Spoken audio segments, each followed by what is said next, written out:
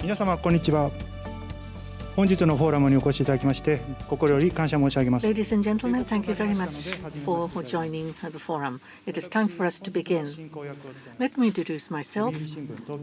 I am with the Yomiuri Shimbun from the research division. My name is Satazawa. I will be serving as the master of ceremony today. We have Yomiuri International Economic Society. We have the annual theme of the rising challenges, and this will be the very last forum in this series. The topic is Taiwan and Ukraine, challenging authoritarianism, with the kind cooperation of the delegation from Stanford University, distinguished professors. We are able to have this the forum. We have Ms. Oriana Mastro on your left from the Spogri Institute, and from the API, the president, Professor Jimbo from Keio University.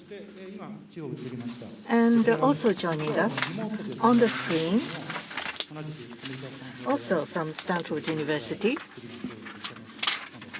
we have Professor Michael McFall, who is the director of Freeman Spogli Institute for International Studies. Can you hear me, Professor McFall?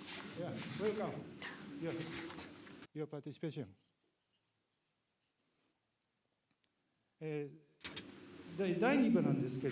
For part two, let me also introduce the panelists. From the FSI, Stanford University, we have Professor Francis Fukuyama and also Professor Larry Diamond, and also Professor Tsutsui from Stanford University will be serving as a moderator. We will have 1 hour of discussion and question and answers 15 minutes. And on the left-hand side, you can see the indication for the receiver channels. Channel 1 is for Japanese and Channel 2 is English. Yomiuri Shimbun Asia Pacific Initiative and Stanford University Japan Program, the three organizers have been presenting this forum. We will be later asking questions from the audience as well. So we would like to start part one, and I would like to hand over to Professor Jimbo, the moderator. Thank you. Thank you for the introduction. The I-House and the API, on behalf of these two sponsors, I would like to thank all of you for joining us for the forum. Asia-Pacific Initiative and I-House have merged together in April last year. So as a think tank, we would like to further strengthen our program and projects going forward. And it so happened that we were indeed very privileged to have eminent professors from Stanford University, 4 speakers, and we very much wanted to have the forum to have a good discussion with the many participants. As was introduced earlier, part 1, we will be taking up Ukraine and Taiwan. Those shocking events. It's been about a year since Russia has invaded Ukraine. And with what is happening in Ukraine and what may be the implications to this region, including Taiwan, we would like to have in-depth discussion. So it's been almost 1 year since the incursion by Russia, which has shaken the very foundation of the international order. On the other hand, Europe and the United States have been able to deepen their strategic partnership, and including Japan, many countries have joined in imposing sanctions over Russia. We have seen the dire developments in the past 12 months.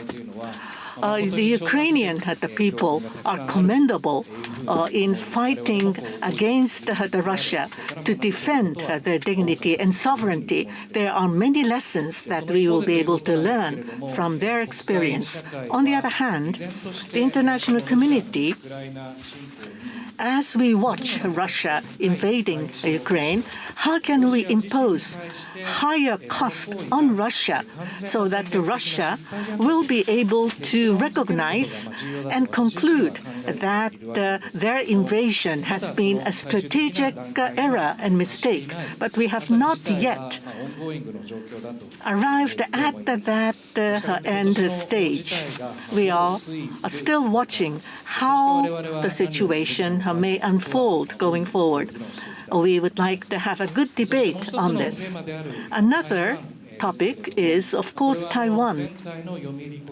At the last series of conference on Yomiuri Forum has also discussed Taiwan. There is rising tension because of the Chinese behavior. There has been the 20th Party Convention of the Chinese Communist Party, which has led to new leadership being announced. And in Taiwan, the new president of the Democratic Party has been chosen, and next year there will be presidential election to be held. So, based upon the lessons learned from Ukraine, how should we address this Taiwan the question is what we would like to discuss today. So, on a virtual basis, it is most unfortunate that Professor Mac-Fall is not be able to be amongst us. But next time, I very much hope that Professor Mac-Fall will be able to visit Japan soon.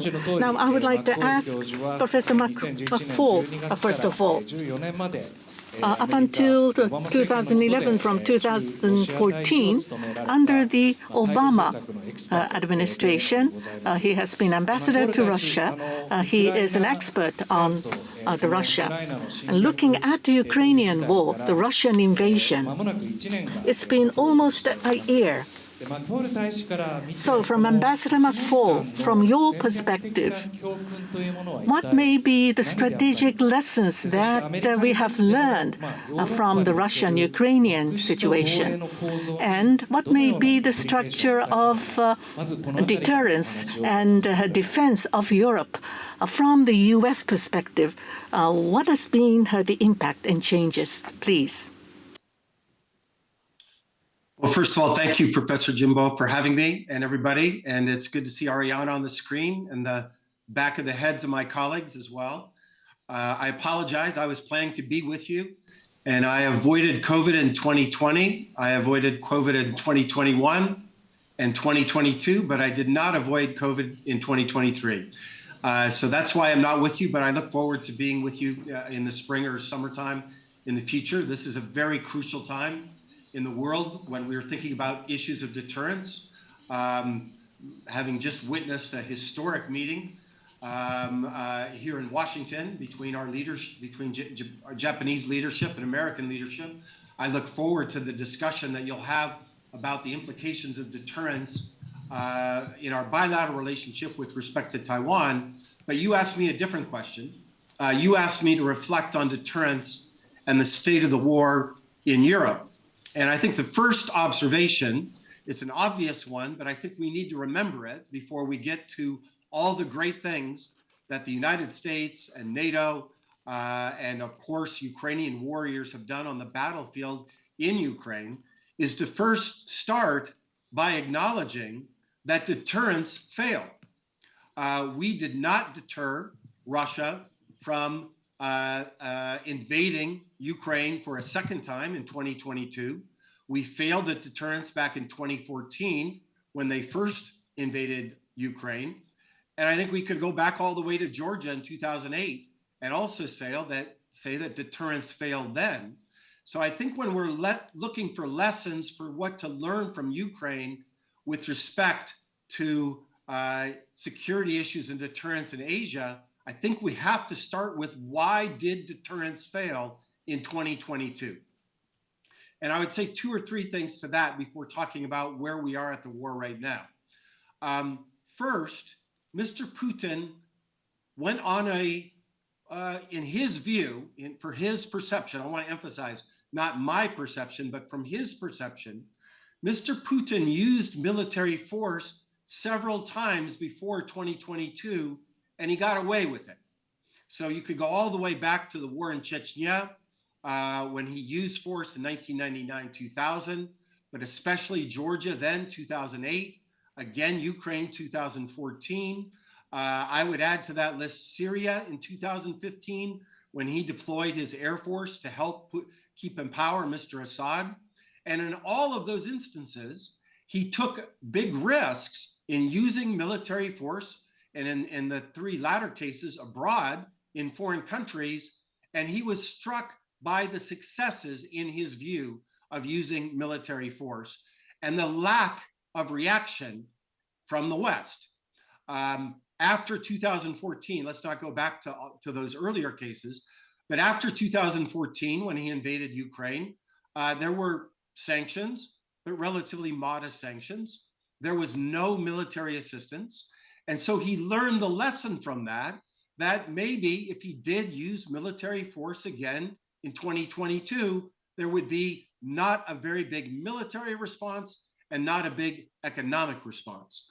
And so I think if we think about how to make deterrence more effective with respect to Taiwan, I think it's important to remember that we did not make those credible commitments to deterrence before 2022. And when we get to Ariana and talk about Taiwan, I think we should think about concrete ways that you can enhance deterrence before, rather than waiting for military action to begin. So that's the first thing I would say about the run-up to the war. Number two, I would remind everybody that doesn't think about Putin as long as I have. I met Mr. Putin back in 1991, so we go way back. I've written a lot about him, and for 5 years when I served in the Obama administration, I met him many times. I think it's important to remember about Mr. Putin that he is very motivated by ideology, by a set of ideas about the world that trumps other kind of, security considerations or economic considerations. And I think one of the mistakes we made in the run-up to the war was thinking, well, this is irrational. He would never do something so dangerous or so audacious as to invade, let alone try to annex territory, because we were imposing our cost-benefit analysis on the way that he thinks. And Putin does not think like us. He is motivated by different things. And I'm happy to go in more of that later in questions. The one thing I want everybody to remember, that this was not a defensive war to stop NATO expansion. This was a war to try to correct wrongs that go back in Putin's mind hundreds of years, to try to reunite, in Putin's view, nations that were divided, the Ukrainians and Russians. He doesn't believe they're different peoples. That is the crux of what motivated him to invade, and it was not these short-term calculations about security or economic interests. But then third, and I'll end with this, but happy obviously to answer more questions, I think the other lesson is that he gravely miscalculated in many different fronts. Number one, he overcalculated in terms of the power of his own military capabilities. Remember, before February 24th, 2022, most military analysts in the world, I shouldn't say the world, because I'm in an international forum. Most military analysts that I know here in the United States of America, including academics, including those that work in the CIA, including our top military experts on Russia in the US government, assumed that the Russian military was one of the top three most capable militaries in the world. United States, China, Russia, that was always the ranking. And if you added up the numbers of how many soldiers they had, how many tanks they had, how much money they spent on military as a percentage of their GDP, Russia looked on paper of having a lot of military capability.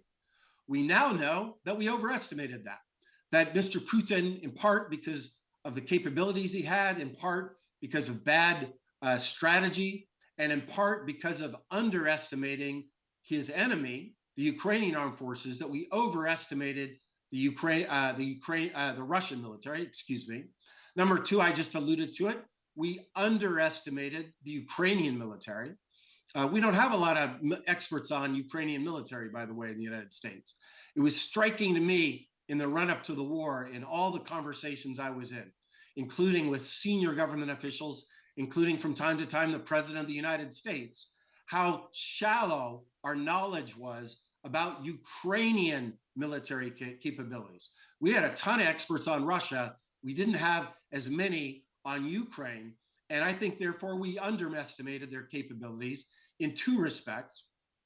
One, we forgot that the Ukrainians had been fighting since 2014. I think that's another big distinction when we get to the comparison with Taiwan, but they've been fighting a war. They did not begin fighting the Russians in 2022. They've been fighting since 2014, training, including with the California National Guard, to get better, and had greater capabilities than I think we assumed. And then third, Mr. Putin underestimated the response of the United States and NATO on the military side, and I would say the global community of democratic states, including Japan, on the economic side. They did not expect that we would be giving billions of dollars in military assistance to the Ukrainians as fast as we did. They did not expect that many countries would be a part of this coalition, not just the United States.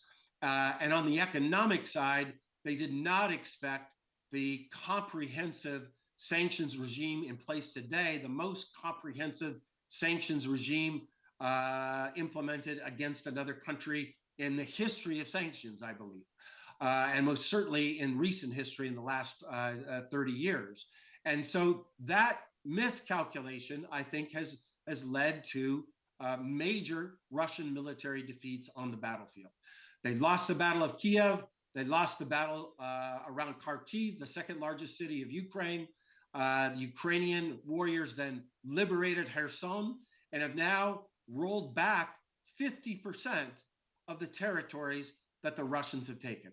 And so that, I think, was surprising for Mr. Putin.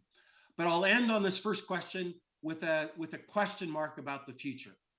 I think 2022 will be remembered as a year of victory for the Ukrainian armed forces and a year of defeat for the Russian armed forces. That doesn't mean that 2023 or 2024 will also be that way.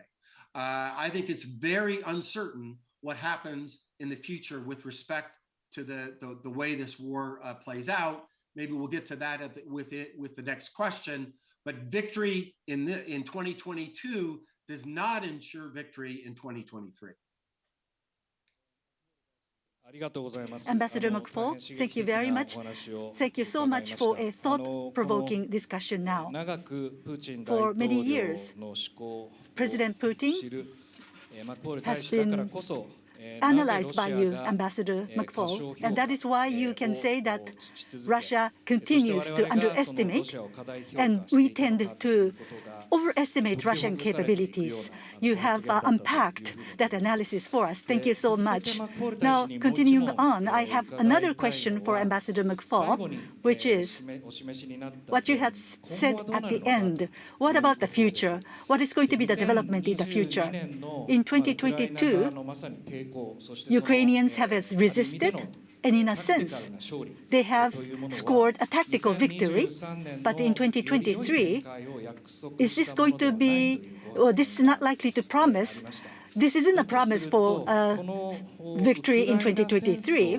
Then, if that is so, this Ukraine war, how is it going to come to an end? How could we see a scenario of this war coming to an end? How can you paint that scenario in your view? And President Putin and Kremlin, how they would withdraw from this war? How can they make a conclusion of withdrawing from this war? What is your assessment, Ambassador McFaul? Those are impossible questions to answer. They're too hard. Ask some easier ones, please. In all seriousness, I've been reading for an article I'm writing right now, all the assessments of the war back in January and February, and having read how badly we got those wrong, I am not brave enough to try to predict the future today, because it is shocking how bad our assessments were, the assessments we made a year ago compared to today. But let me say a few things with that caveat as a preambular statement. Right now, the Ukrainians believe that momentum is on their side. I speak to Ukrainian government officials rather frequently.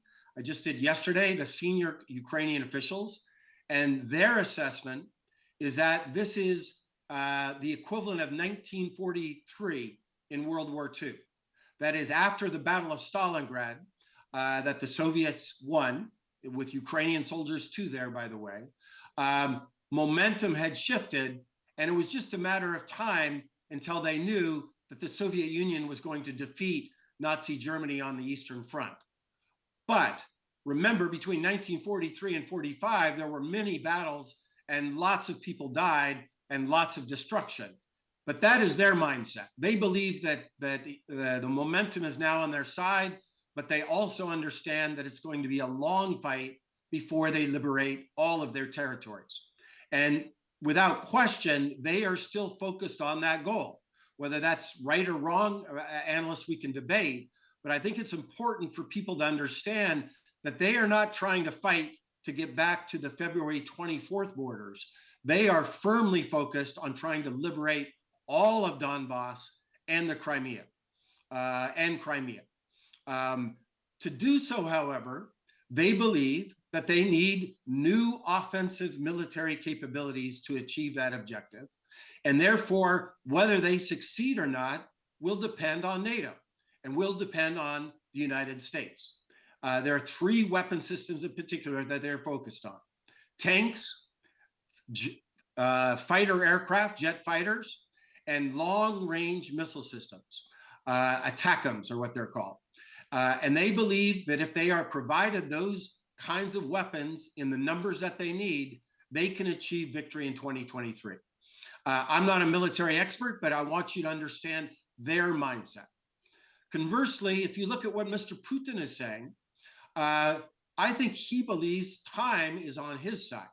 He is not in as a big a rush in 2023 as what I hear from the Ukrainian side. He believes that if he can fight to a stalemate in 2023 and just be basically at the same place as they are today, the West and the international community of democratic states will begin to lose interest in the war. They are banking on the fact that there are already signs in my country, for instance, within the Republican Party, that there are critics of how much assistance we are providing to the Ukrainians. The last major package, it was $45 billion, was passed back in December, just a month ago, but that's when the Democrats still controlled the House of Representatives. The Russian thinking is that if they can hold on and keep fighting to a stalemate, and they're preparing for their surges and they're preparing to draft more soldiers, but I think they think the longer the war goes, the more likelihood that the West will give up on Ukraine, and that's when they will be able to do what is now, I believe, Putin's minimalist objective, which is to seize de facto the 4 territories that he annexed on paper back in September. Those are the 4 eastern regions of Ukraine that he declared in a ceremony in September as being now part of Russia. And so I don't have the courage to predict which 2 of those scenarios are true, but I hear a sense of urgency on the Ukrainian side. I hear a sense of time is on their side from the Russian side.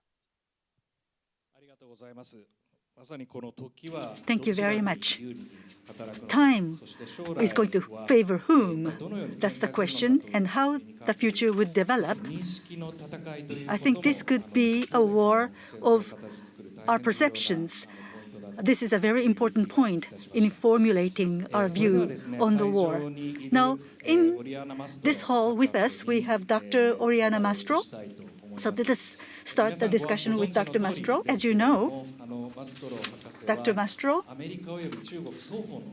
is an expert on military strategy, both on the U.S. as well as in China.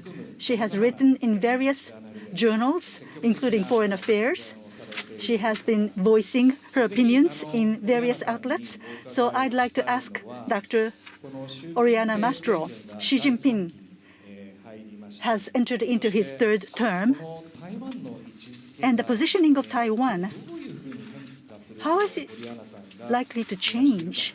How do you view the possibility of changing the positioning of the Taiwan issue in the Xi Jinping administration? Politburo personnel appointments have been made newly. You have a new lineup, and Central Military Commission also has a new leadership team, and Taiwan continues to be their core strategic target. Currently, Dr. Oriana Mastro, how do you assess the situation today? Well, thank you for that question, and thank you for having me here. I was doing a review of my photos in my photo library to remind myself of the last time I was in Japan, and it was about 10 years ago. I tried to think of all the things that had changed in the past 10 years, and until COVID and until the decrease in relations between China and the United States, I spent most of my free time in China. And now I'm much more interested in learning more about allies and partners. And so I really appreciate the invitation to be here to speak today. There's a few points that I want to make about Xi Jinping and China's Taiwan policy. And then I will pick up on something that Mike said about how to enhance deterrence. And I'll give you my 3 points that I think we need to keep in mind when enhancing deterrence against China and Taiwan contingency. There was nothing surprising to me about the Party Congress. There's nothing surprising to me about Xi Jinping most of the time. And the things that Xi Jinping says, how he acts, I think from very early on, in 2013, he was very clear that enhancing China's role on the international stage was going to be a key part of the legitimacy of the Communist Party moving forward. And their understanding of enhancing that legitimacy is also about standing up to the bullying of that foreigners put onto China and achieving their territorial integrity as they define it. I often say people ask me because I talk about conflict, if I have any issues in China. I have frequent interactions now on Zoom, but hopefully soon in person with the party, with the military. There is nothing that I say about the fact that they want to take Taiwan and will take it by force that is controversial in Beijing. It's only controversial not so much now, but maybe a few years ago when I started talking about the prospect for a war over Taiwan. It's really only controversial to the rest of the world that has seemed to have forgotten how politics works. And me and Mike will disagree, and we'll have a discussion maybe about the lessons China has learned or should learn from Ukraine. But one lesson I hope everyone has learned is that governments and leaders in particular are still willing to fight wars and use force to gain territory that they feel is integral to their understanding of their power. So if anyone had any doubts about that before, I hope those doubts have been resolved. At the Party Congress, Xi Jinping, as was mentioned, elevated certain military leaders to the Central Military Commission, which is the central decision-making body for military affairs. What was interesting but not surprising is that he elevated people with extensive expertise in the joint operational domain and with Taiwan contingencies. From the regions of China that focus on those contingencies, one of the members that was elevated to vice chairman has experience in the Joint Operations Center. It is not surprising. In Chinese media, they very openly call the Central Military Commission the Taiwan Clique. It is a group of people who are continuing the focus that has been the focus for 25 years on building a military that can take Taiwan by force. Now, I don't think Xi Jinping needs Taiwan to stay in power. This isn't an argument about weakness. It's not an argument that, he feels pressure domestically, pressure from other elites. He has to do it in this term or he's going to be thrown out. There are many other factors that will determine whether Xi Jinping gets another term. Of course, if he successfully, in the Chinese terminology, reunifies, he's guaranteed to continue power. But I think, and this is an important distinction, the motivation is to do it, if you can do it, to do it as soon as possible. Because you never know, as Professor McFall said, you never know what the future holds. And we can sit potentially in Stanford or in Tokyo and try to weigh the balance of power and say, well, China can wait. They'll still be, will they be powerful economically? What's the military balance of power in the 2030s? But this is the most important issue for the Communist Party. They are long-term in their thinking. The issue is that we are at the end of the long term. It's been over 70 years. And they've been planning for this moment. So the premise is that Xi Jinping is easily deterrable.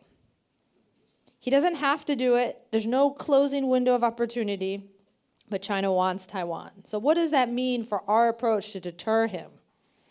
There's three main things I keep in mind when I assess and provide guidance on U.S. defense policy that I want to use to provide guidance today on Japanese defense policy. So I will say, I know there's that discomfort between a foreigner who knows nothing about Japan coming here to lecture you about your defense policy. So I just want to assure you that I lecture everybody about everything. You can ask my senior colleagues at Stanford. I have no shame in telling everyone that they need to be doing things differently. And these points are one that I have recently made at the highest levels of the U.S. defense establishment. So you are not alone in the three things I'm about to say. I know that, and I am too, very positive about the changes Japan has made, about increase in defense spending, the enhanced coordination between our militaries. The United States has also made significant changes in how we do business in Asia. But I'm not sure any of it matters unless we meet three conditions. The first one is whatever we do in the defense realm has to have an operational impact. So I say this to the U.S. military all the time. They say, Oriana, we're deterring China. We sailed these aircraft carriers through, near the Taiwan Strait, enhances deterrence. Interesting. If a war breaks out, what are those carriers going to do? They're going to leave.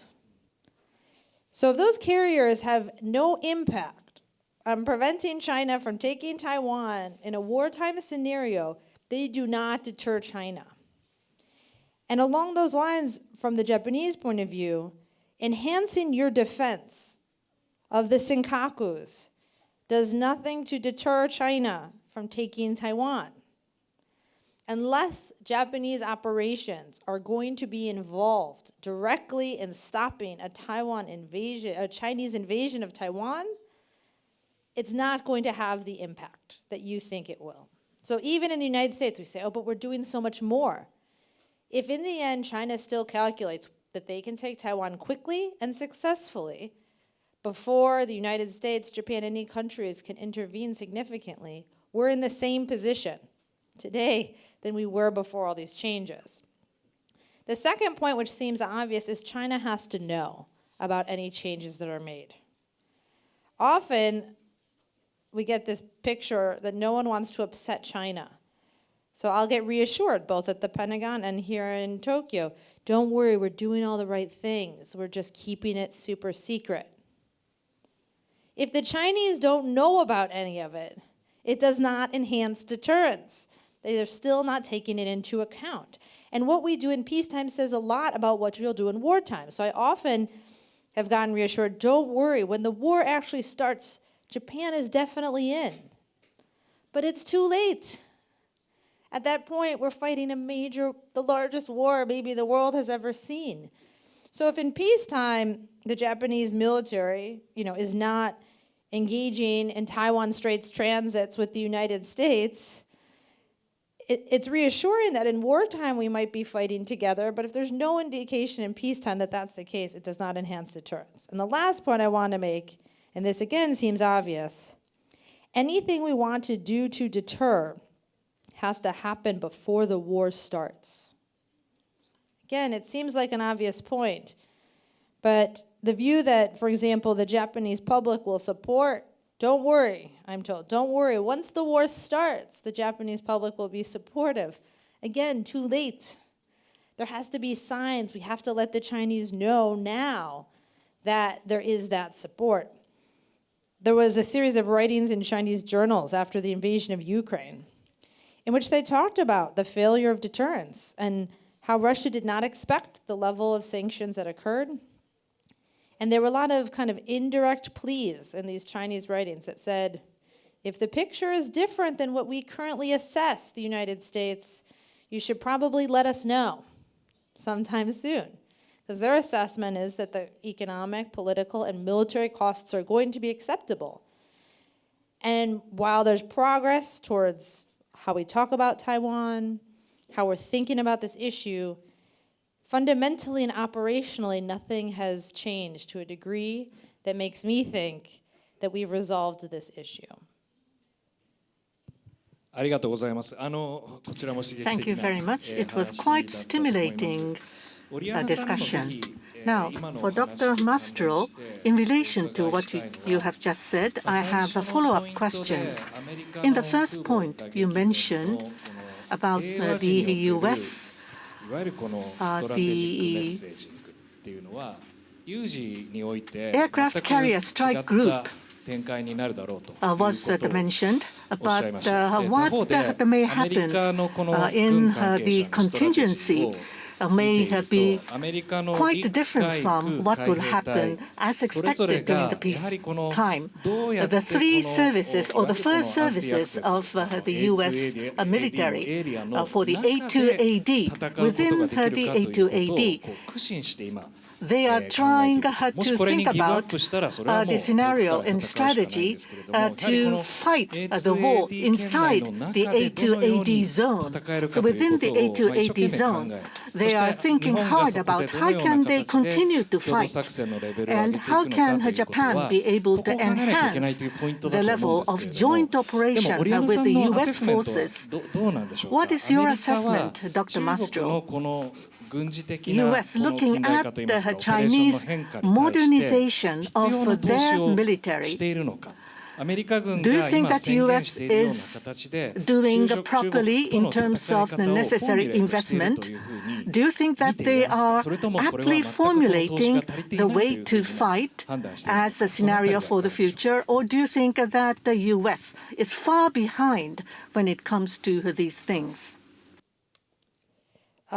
I give a talk often at the Pentagon in which I try to explain why the United States is doing so little and so late.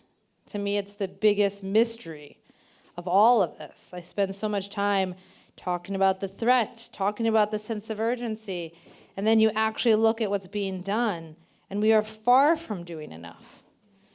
I'm obviously here speaking in my civilian capacity, and my views do not represent those of the U.S. government, the United States Air Force, or the United States Department of Defense. But in my military job, I spent 13 years trying to deal with this issue of fighting within the A2AD envelope, and we have resolved nothing in 13 years. We cannot defend our bases. I spent years at the Pentagon working on base resiliency efforts. How can we make it so even if China attacks Kadena, we can defend Kadena? We can't. Same with Guam. They're easily saturated by Chinese missiles. I am often asked, how do we enhance deterrence in space? Keep China from attacking our space assets. Keep China from attacking Kadena. Keep them from attacking our ships. The only thing I can come up with is what I call kind of operational resilience. It's extremely attractive for China to attack us in these ways because of how great the impact is on our ability to operate. right? So right now, the only airfield, the only base we have in the combat range of Taiwan is Kadena. We have one. You shoot a bunch of missiles at Kadena, the United States Air Force can no longer operate, establish air superiority. The Navy surface fleet, therefore, is not coming, so China wins the war. You blind our satellites, we can't talk, China wins the war. So the only things I can think of is trying to create resilience, and that can be more redundancy. But more and more, I think that's about including allies and partners, because China is extremely concerned about widening this war. They only win Taiwan if the war is short, it's geographically limited to Taiwan, and only involves the United States potentially in Taiwan. So I am convinced that if Japan were to commit to fight with the United States in this contingency, that would be enough to deter China, because the aggregation of our forces outmatch China's, but more importantly, the geography. Someone over dinner yesterday said to me, they were worried. They said, well, Oriana, it takes our submarines 2 to 3 days to get there. It takes our submarines 3 to 4 weeks to get there. And so even if most of the fighting is going to happen with the United States and China, the bottom line is the most useful thing is that Japan has to hold the Chinese off in the immediate beginning of the war to give the United States time to get there. So I have this meeting with some former secretaries of defense the day we land, and so I have this document of what do we need to do, because I often get asked, how do we convince China they can't do this? What should our communication strategy be? And I always say, well, first, it actually has to be true. We'll probably be better off convincing them of something that's true. So the United States needs more platforms. Then we need munitions for those platforms. We do not have even close to enough munitions to even put a dent in the invading force that's coming across the strait. We have to be able to be flexible about when the war starts. So this means that, I think Xi Jinping is going to start moving the invading force before he launches a missile campaign against Taiwan.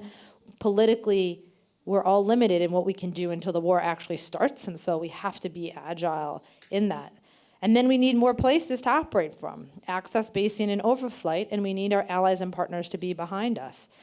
Once we get those 4 things in line, then the 5th one is to make sure China knows that U.S. and allied capability has changed. But the Chinese aren't stupid, and they're not easily tricked, so I don't think we can convince them that there's been a significant change in our capabilities to operate in this A2AD envelope unless we actually make changes to make that true. ありがとうございます。ここからはですね、ぜひこのウクライナと台湾の双方の関係について少し聞いてみたいと思います。特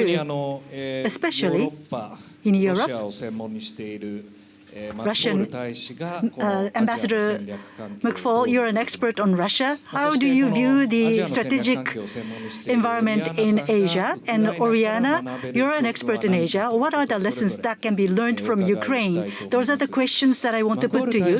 Ambassador McFall, in your initial remarks, you've said that the first thing that we need to recognize is that we failed in deterring Russia, and we failed many times before. That is what you said earlier. So from here on, when we look at China, as Dr. Oriana Mastro said, there was a very severe assessment of the situation regarding China. So in order to avoid failing to deter China, what do we have to do now? Ambassador McFall, as you look at the strategic environment in Asia through the lens of Ukraine, what are your assessments? What are the views that you have? Please. Sorry, I was coughing. I didn't want you to hear me coughing. So sorry for being on mute.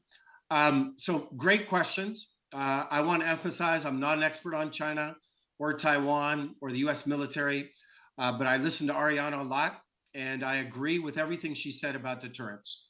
I think that is the lesson of failure of deterrence in Europe that should be done now with respect to how to avoid war concerning Taiwan.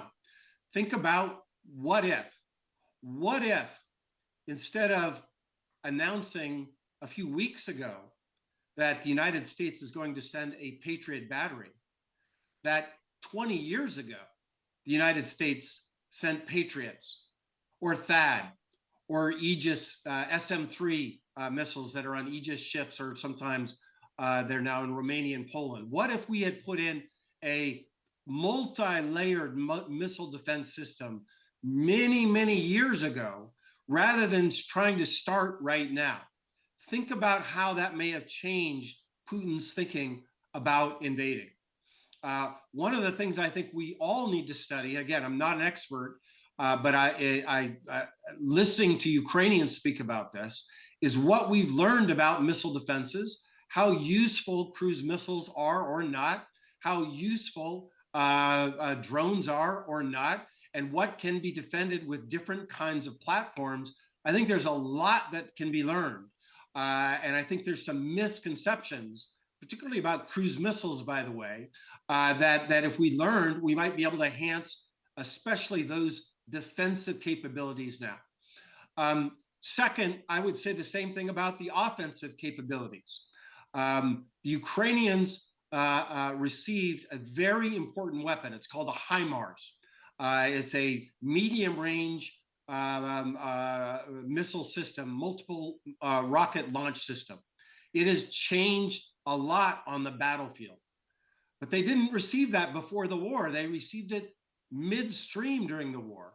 And so the more of those kinds of systems that are in place ahead of time, you're obviously going to enhance deterrence. And third, I would add to that on the economic side. I was part of the negotiations, discussions as an outsider with colleagues of mine in the Biden administration about whether they should be specific about what economic sanctions they would impose if Russia invaded. And at the time, I was a proponent for announcing those ahead of time, along the lines of what Ariana said. It does no good after the fact. You don't deter anything if you do it after the fact. My argument was announce it ahead of time so that Putin will know exactly what we plan to do. One of the reasons I was a proponent of that, by the way, is I wanted to tie our own hands because I was worried that we might think, well, let's not do the most extreme measures. And so if you announce it ahead of time, you make your commitment to that more credible than not. But the reason that was given by White House officials to me why they did not want to do that is they worried that trying to have a debate about sanctions among the democratic states that were going to impose them ahead of time would show our divisions. And I'm just reporting that. I don't know whether that was right or wrong, but I think if there's a way on the economic side to say ahead of time of what we plan to do, that would be a lesson learned of failure from deterrence that we learned in Ukraine that we might achieve with respect to Taiwan and China. And then the last lesson, I alluded to it, but let me be more explicit about it. And I want to be careful here because I'm not an expert, but I did travel with Ariana and Larry, who's with you, to Taiwan over the summer. And what was striking to me, listening to Taiwan officials, senior officials, talk about their preparations for war compared to what the Ukrainians were doing for 8 years, it just struck me that the Ukrainians were way more prepared for this war than Taiwan is today. You know, simple things like military spending, training, 4 months versus a year versus 2 years. And as I already said, combat experience. So the more of that can be done ahead of time, I think is another important lesson in terms of deterrence. And then finally, I would just say, just to echo something Ariana said, that sometimes leaders can be motivated by ideas, ideologies, grievances from the past that will cause them to not worry about the consequences, the costly consequences of war, either with respect to soldiers, costs of war, or sanctions.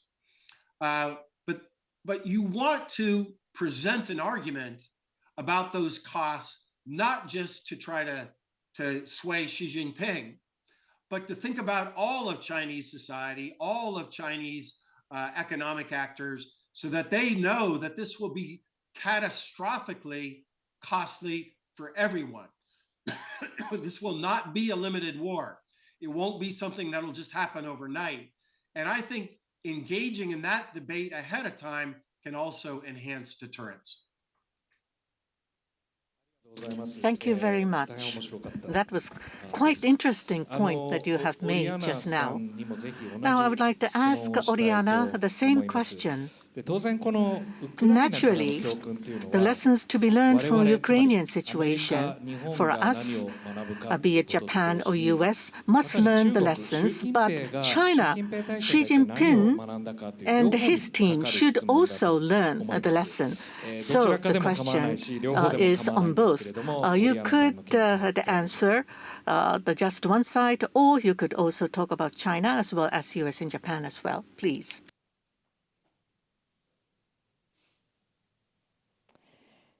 Thank you for that. I think there are many things that all sides should be learning, and I'm happy that you've asked also what lessons we should learn, because often I get the question, what lessons should China learn? And more specifically, what lessons should China learn from Russia's failures? And I often point out that we never ask what lessons the U.S. military should learn from Russia's failures. In that we like to think of Ukraine as Taiwan and Russia as China, but the Chinese think about Russia as the United States, right? That has been great power in decline, that lashes out, that has large, bulky equipment, that doesn't have the resolve to fight the way the Ukrainians do. I mean, that's how China sees itself, right? The United States has aircraft carriers, they have DF-21Ds. Maybe the United States will fight, but they're not willing to pay the same costs the Chinese are. And so I think China is paying attention, but it isn't the case that the lessons they've learned are that their military can't do this, and they haven't learned the lesson that the cost would be too high for two reasons.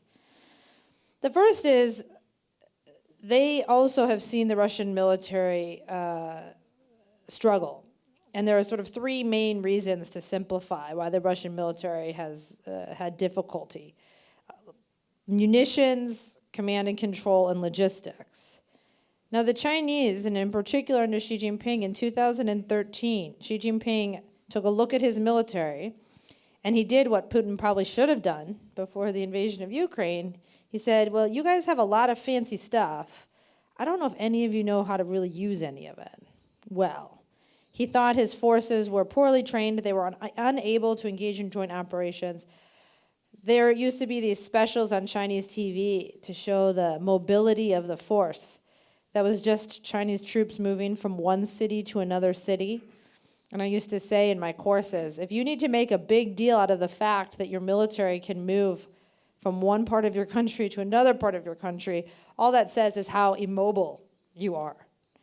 And so the Chinese recognized they had these challenges, and under the guidance of Xi Jinping, they've engaged in massive organizational reforms to improve. So the Joint Logistics Command was just set up, honing their command and control. So people often ask me, why hasn't China taken Taiwan yet? It really is because these organizational changes just were put into place about 2 years ago. And so now China wants to do a series of exercises to make sure that everything's the way it is. So if anything, it's not like Ukraine was shocking to them militarily, but it does highlight how important command and control and logistics are. I think that Taiwan was so important, they wanted to be sure that they had everything set anyway. Maybe now we can say they want to be extra sure that command and control and logistics are solid before we go. On the economic side, I think the Chinese felt like they had to put in some extra work to figure out, to make sure that countries were not going to severely sanction China in the event of an attack on Taiwan. I don't think, limited economic sanctions would be enough to deter Xi Jinping. I think we need a level of economic disengagement that would cause a depression in China, not, a decrease in GDP growth, but sort of negative growth of 15, 20, 25% that first year to have any impact. And my understanding, talking to people in the region, is there's not a lot of appetite with countries to put that level of sanctions on China. China is not Russia, right? Singapore might proudly put sanctions on Russia, but they have less than $2 billion of trade with Russia, right, and 60 with China. And so I think there's a lot of work to be done there. And to Mike's point, we war game stuff all the time, right? Contingency plans. What is our military going to do? What is your military going to do? And it's my understanding that we don't go into that level of work in detail on the economic and diplomatic side, but maybe we should.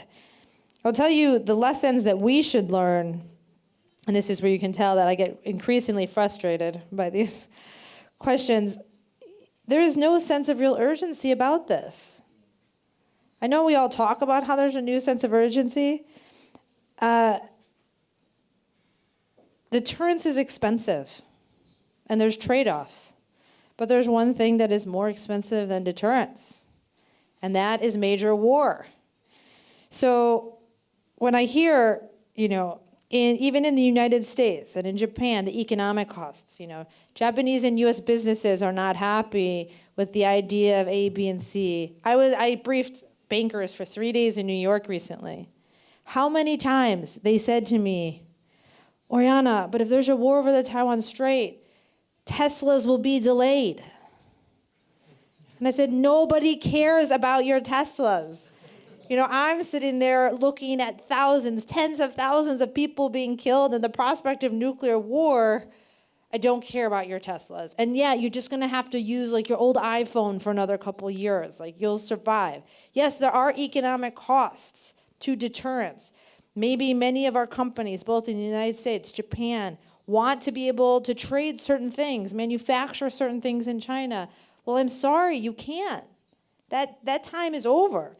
The South Koreans don't want the United States to use our assets in South Korea to deter China. I'm sorry, South Korea. The strategic environment has changed. We should not be concerned about sparking this war. I hear this a lot in the United States too. What if we say something, we do something, and then we cause a war that didn't need to happen? The bottom line is there's no scenario in which China gets full control over Taiwan peacefully. On a good day, 6% of the people of Taiwan are willing to consider being a part of the PRC. This can only happen by force.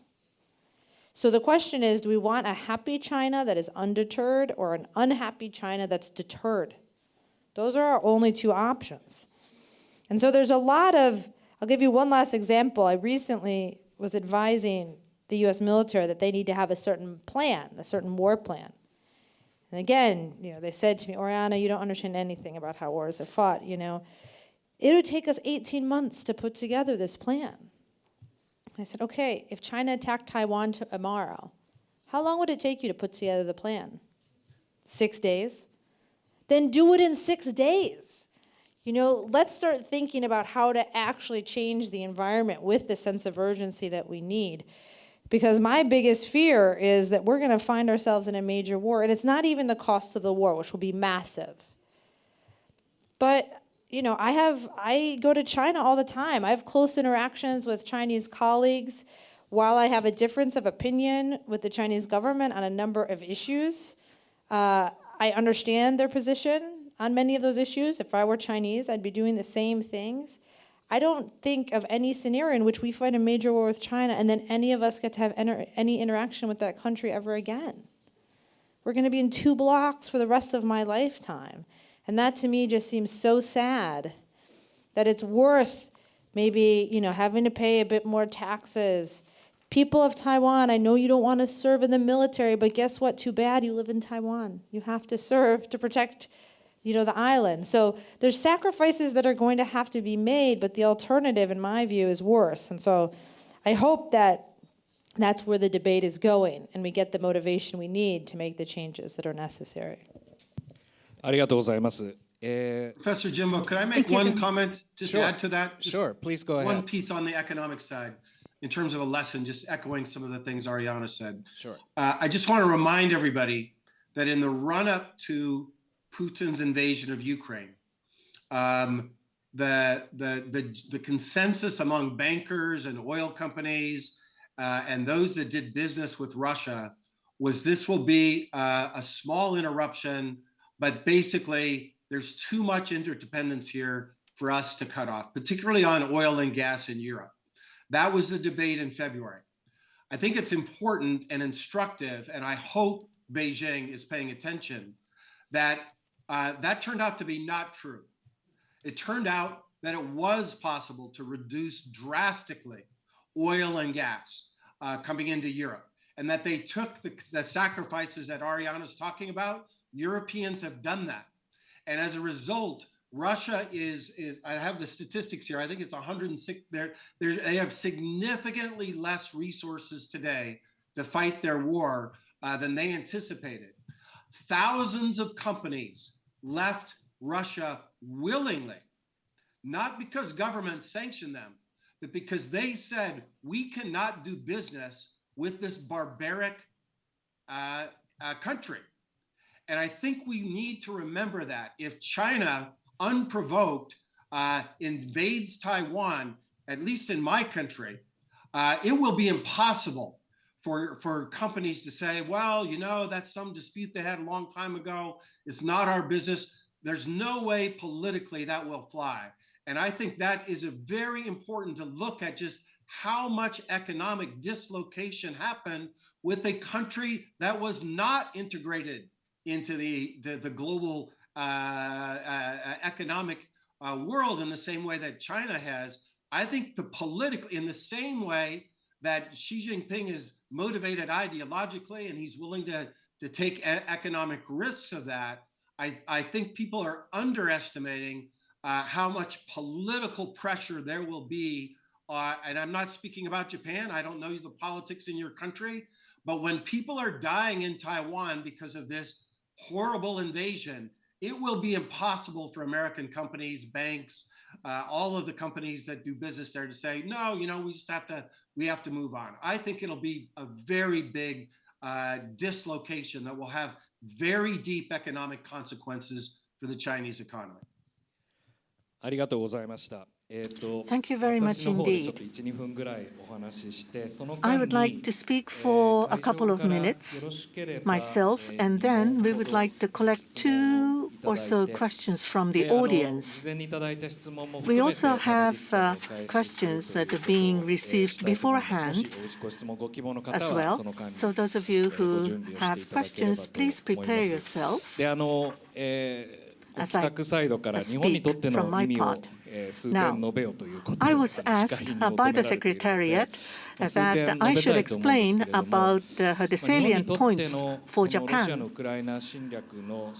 The Russian aggression against Ukraine, the biggest implication for Japan is, as I have already mentioned, how can we be able to build the proper deterrence against such a situation happening in this region?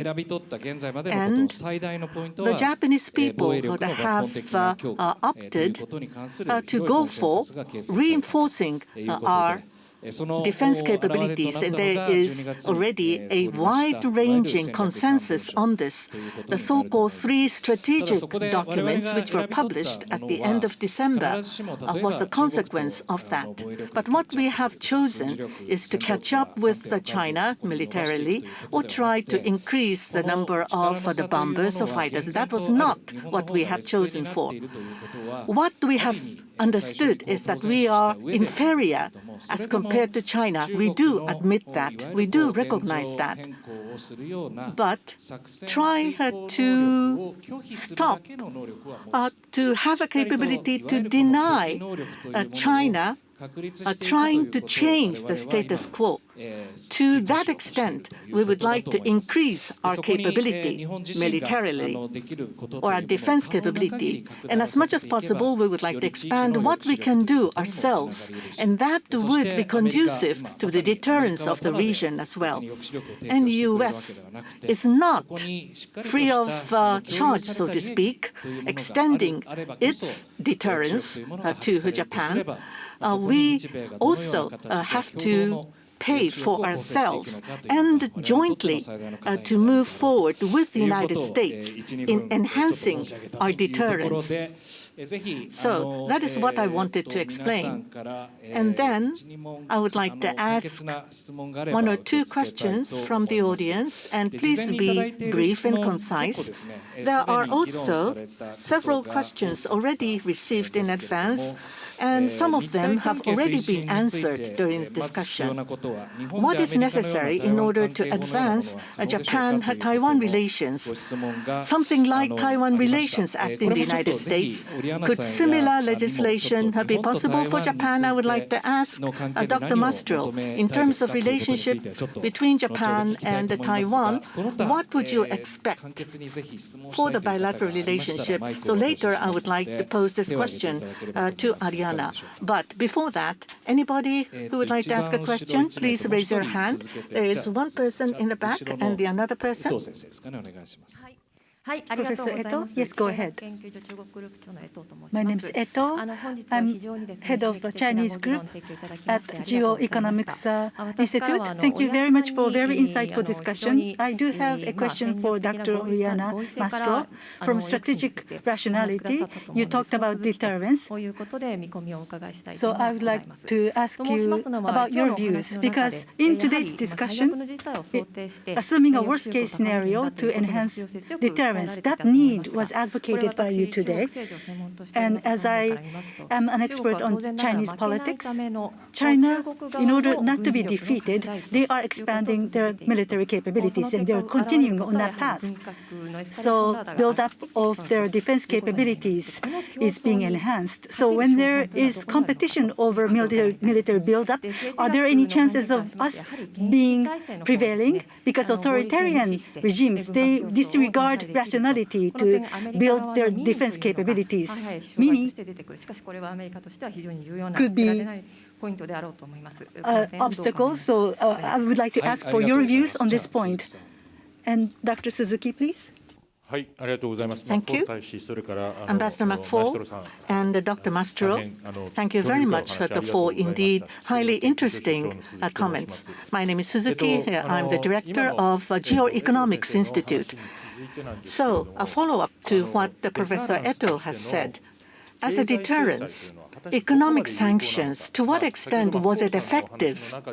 Ambassador McFall, you mentioned already that we need to have proper deterrence, and for economic sanctions menu, we need to, in advance, clearly communicate and announce of this. To what extent economic sanctions would be effective as a deterrence? For economic sanctions, you have to have economic calculation to be fully established in order to be able to pose as a deterrence.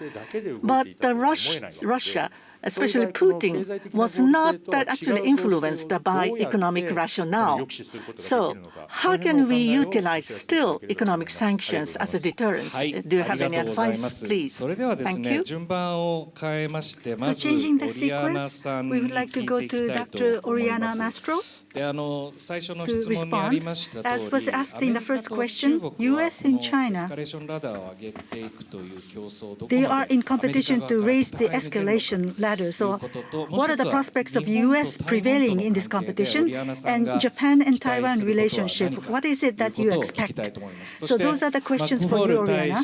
And to Ambassador McFall, economic sanctions as a tool of deterrence, how effective do you think it is? Those are the final questions. Can you answer in 3 minutes? I would like to ask you to conclude in 3 minutes, starting with Oriana. Thank you. So the first thing I just want to say is I'm not sure I agree with the premise in the question about expansion, about autocratic regimes, and in this case, China not being rational about their defense spending. One of my primary complaints in the competition is that the Chinese seem to be much more pragmatic and rational in their spending than the United States is. One of the statistics I like to give is that the war in Afghanistan cost the equivalent of 10 Belt and Road initiatives. Many years up until the early 2000s, the United States spent more on its nuclear weapons than the Chinese spent on its whole military. The competition hasn't been because China's outspent us. This whole time, and even today, we have more economic resources, the United States alone, and most definitely the United States and Japan, than China does. They've been very entrepreneurial, however, in the types of military capabilities they build so that they don't fall in the trap of sort of being outspent the way the Soviet Union did. But I take your general point, which is there is no end to this. You know, I only have ideas about how to deter the conflict for now.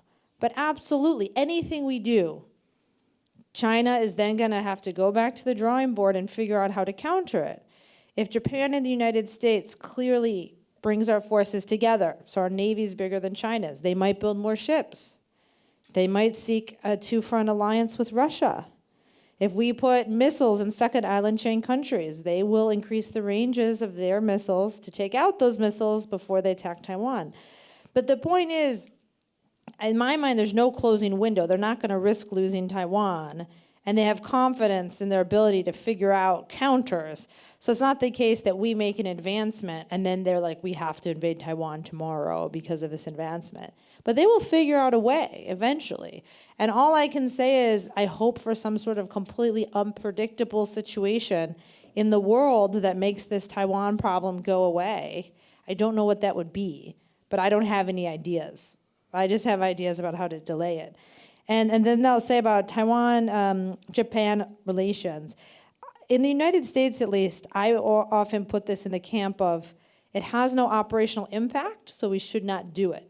So I wrote some op-eds for the New York Times when Nancy Pelosi went to Taiwan, when President Biden makes statements about defending Taiwan. If this just upsets China and it does not improve our military prospects at all, I do not support it. But when we were in Taiwan, I had a bit of a change of heart because what we learned from senior leaders in Taiwan is they felt like those political maneuvers increased the morale of the people of Taiwan to fight. And we do need the people of Taiwan to be able to hold off. So there seems to be some trade-offs. So for Japan, if you say to me, listen, if we increase our relationship with Taiwan and make some political changes in our support for Taiwan and institutions, or we call Taiwan by a different name, or we do all these things that obviously the PRC will be upset about, but this is what's necessary to get the Japanese people on board with the defense of Taiwan, then I would say we should do it. But if it doesn't actually change anything in terms of the operational picture, I think it's very provocative for little benefit. ありがとうございます。それでは最後に Thank you マクフォー very ル大 much. 使お願いいた Lastly しま but not す。 least, Ambassador McFaul, please. Well, I know our time is limited and I'm about to lose my voice, so I'll be brief. Even dictatorships have interest group politics. Even dictatorships have societal preferences that don't always align with the general secretary or Mr. Putin. And I think what is striking, looking at what's happening domestically inside Russia today, is that economic elites, none of them think this war was a good idea. All of them are suffering, except one or two companies, state-owned enterprises close to the president. And that will be exacerbated, I think, in multiple ways greater in China, because China is so much more connected to the outside world. And so we're talking about a global depression, not a recession. From the statistics I've seen, if we're serious about sanctions, it will lead to a global depression that will also destroy the Chinese economy. And I think the clearer we can make that, that this will be the economic implication, the better chance we have of, as Ariana said, kicking the can down the road, because Xi Jinping may be obsessed with his place in history, but there are, I know, many Chinese elites that radically disagree with his calculations. And so we want to make them understand the giant consequences of those actions. And I'm convinced that we do have the capabilities to put in those kinds of sanctions. We haven't even used the word embargo yet, but there are ways to make this very costly if we have the will to do it. And then second, would we credibly communicate it ahead of time as a way to enhance deterrence? はい、ありがとうございました。Thank you so very much. おかげさまで、マクフォール大使、そして Ambassador McFaul and Dr. Oriana Mastro, they have given us a very rich, fruitful discussion. この議論ですね、Now, this discussion 安全保障戦略論の中心を占める will continue to be the center of security strategy discussion. So as to what the prospects we can have for the year, I think this served as a very important discussion starting point. Now, part one ends now. Once again, I'd like to thank Dr. McFaul, Professor McFaul, and Dr. Oriana Mastro for their great contribution. Thank you very much.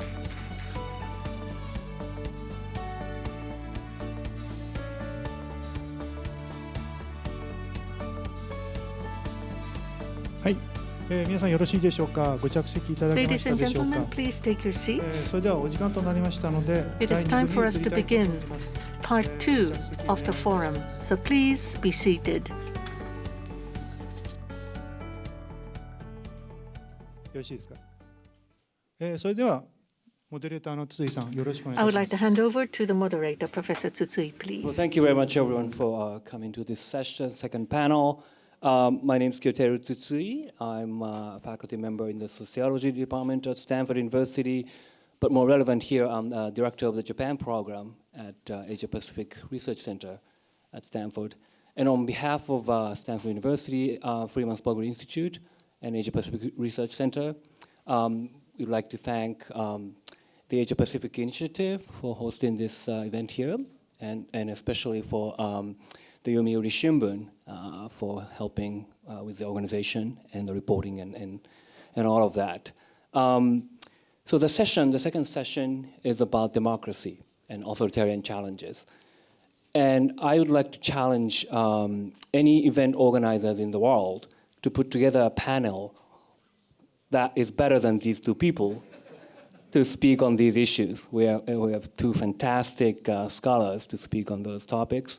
So I'd rather really get started right away so that you will get as much insight from these two excellent scholars as possible. So much has been said about the recent decline in democracies and the growing challenges of authoritarianism in the world. And Larry Diamond here has written this book, Ill Winds, which has been translated into Japanese last year, I think, which was written a couple years ago. And in that book, he was very alarmed about the recent developments, and he talked about how this situation of democracies today might be the worst in the 40-some years of his career watching democracies and evolution of democracies in the world. So I'd like to start with this question to Professor Diamond about his observation of what's going on today.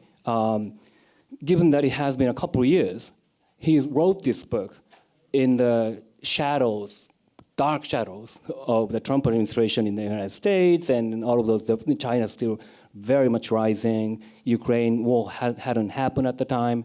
So I would like to ask Larry's views today, whether it has, things have gotten better since the time he wrote the book, or things have gotten worse. Putting in the recent democratic recession in the historical context, What are your views on the state of democracies in the world today?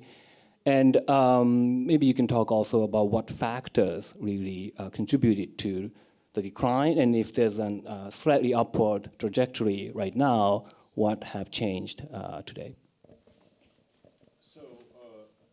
Thank you, Kyo, and it's great to be with all of you at this revered institution in American engagement with Japan. The world entered a democratic recession, I think around 2006, after a long period of more or less continuous expansion of freedom and democracy in the world, a very gradual expansion that began with the so-called third wave in the mid-1970s and then exploded in the late 1980s and 1990s, and then a kind of slowing down again. And around 2006, we started trending downward in terms of levels of democracy and levels of freedom. It's not that those levels are so much lower today than they were in 2006.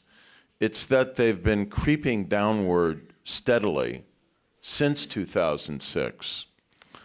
And the method of democratic demise in the world during this period has basically been by gradual deterioration. So, if democracy, the quality of democracy starts deteriorating and anti-democratic forces start rising, it should be deeply worrisome to us, not only for normative reasons, but because it could mean that democracy in many of these countries will essentially disappear, as it has, for example, in Hungary, without much of the world fully acknowledging it. Let me say what has changed since my book was first published in English, and then what hasn't changed, okay? What has changed is that democracy in the United States is in better shape.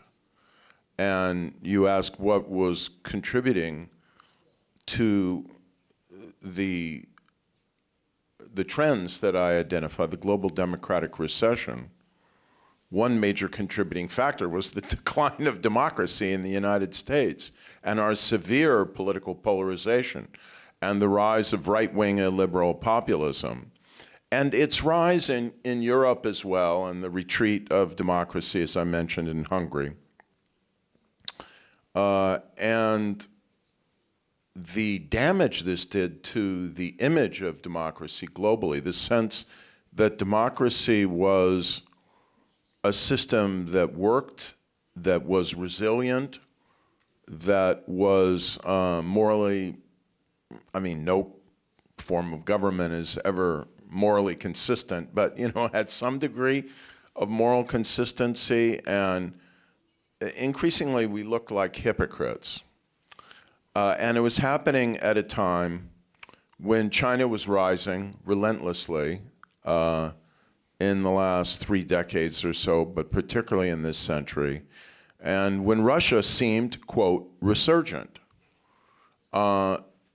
Judgments about regimes in the world, regime legitimacy, which way the world is going, they're always comparative, right?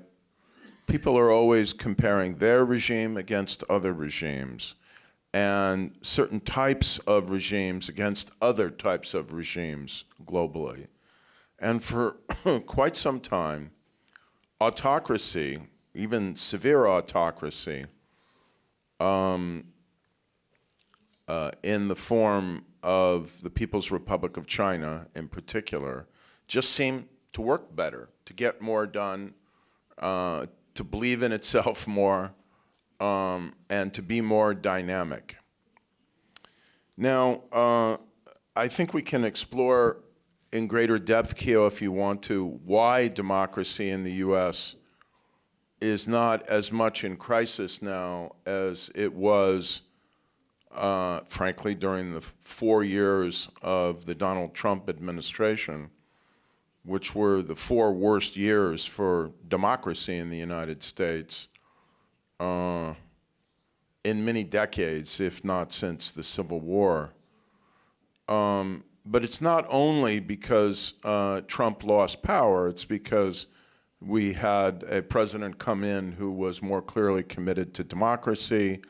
We made some important and promising political reforms that I talk about in my book at the state level, which is where I think we're going to get a lot of political reforms.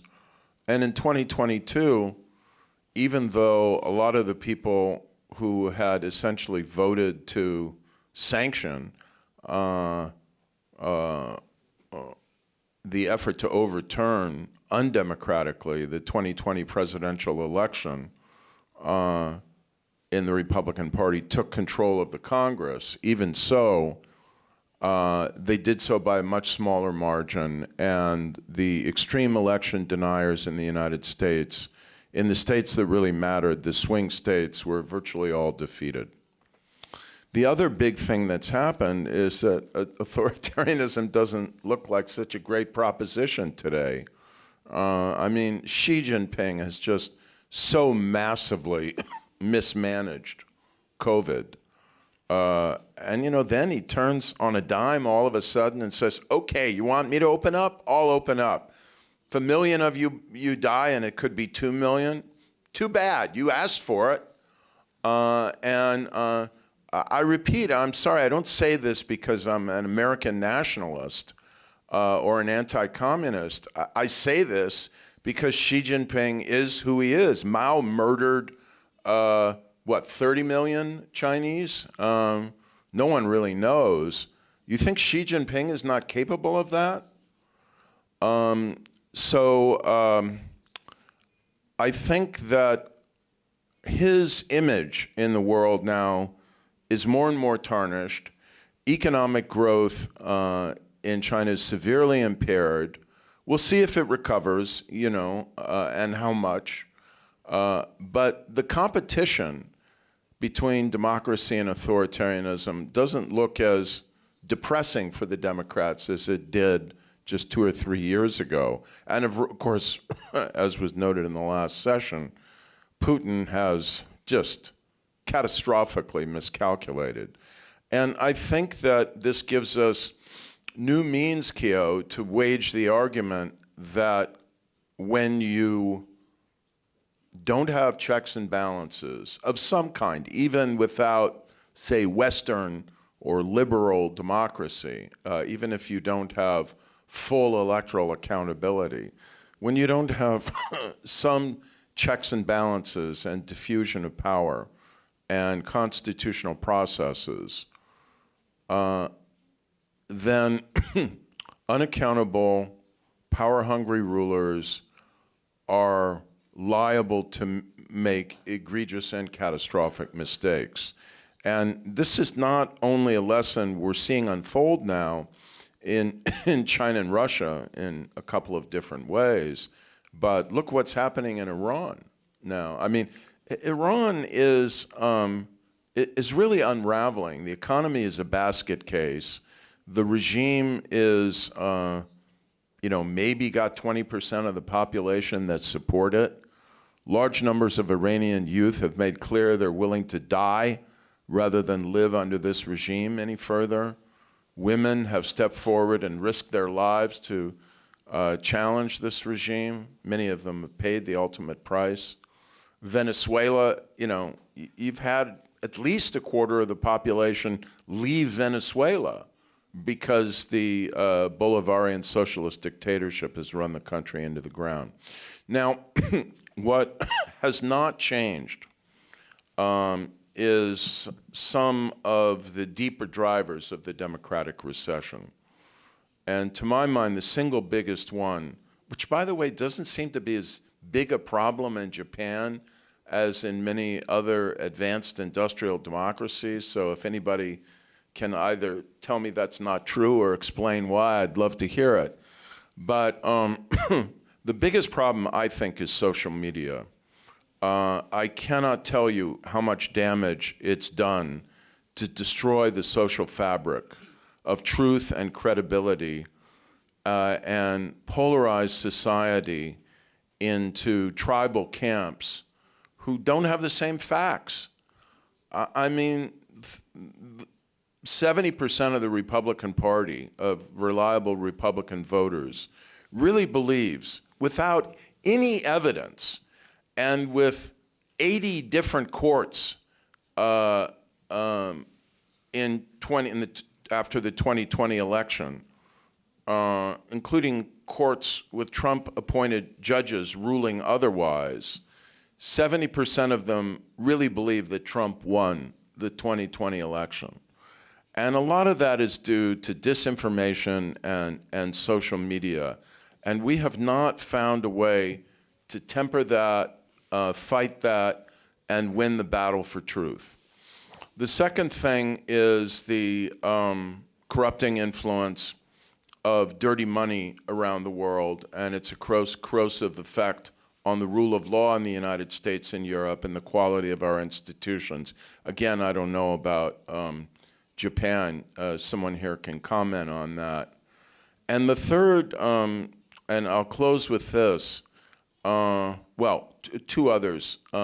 One has been deindustrialization in the United States and Europe, and the shift of manufacturing jobs to less developed economies, which has hollowed out the industrial working class and has not only just immiserated them or made life difficult for them in terms of their income, but it's been humiliating for them. Work is a very important part of identity. And if you lose your job, you know, you've kind of lost your moorings in a way. And then they see all these immigrants coming into the United States with no control of our borders, or at least that's the narrative. But right now, I really think we don't have control of our borders. And it's been a very fertile formula for for feeding this right-wing populism. So these factors really haven't changed much, and I think continue to make us very vulnerable in Europe and the United States.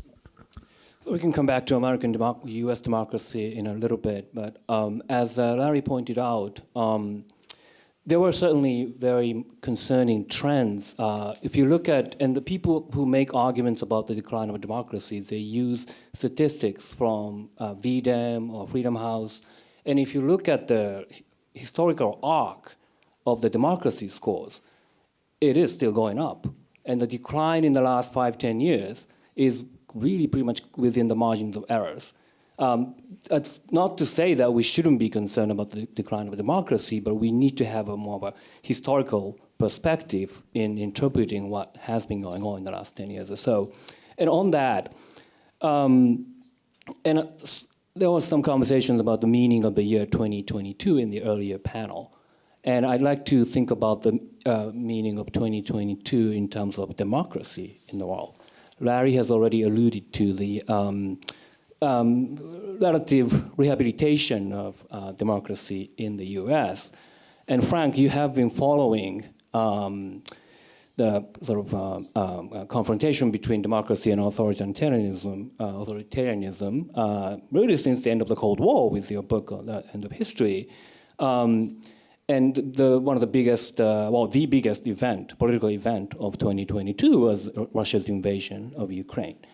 And in the context of the history of democracy, especially in that particular region, how do you characterize the Ukraine war and what happened after that, especially in terms of NATO's revival? It was dying, according to somebody like President Macron. But now it's expanding, it's going strong. So something really changed to consolidate the alliance of democracies. So what are your views on what happened in Ukraine and where it is going, especially in terms of European democracies? Well, I think that there's really two implications of the Ukraine war.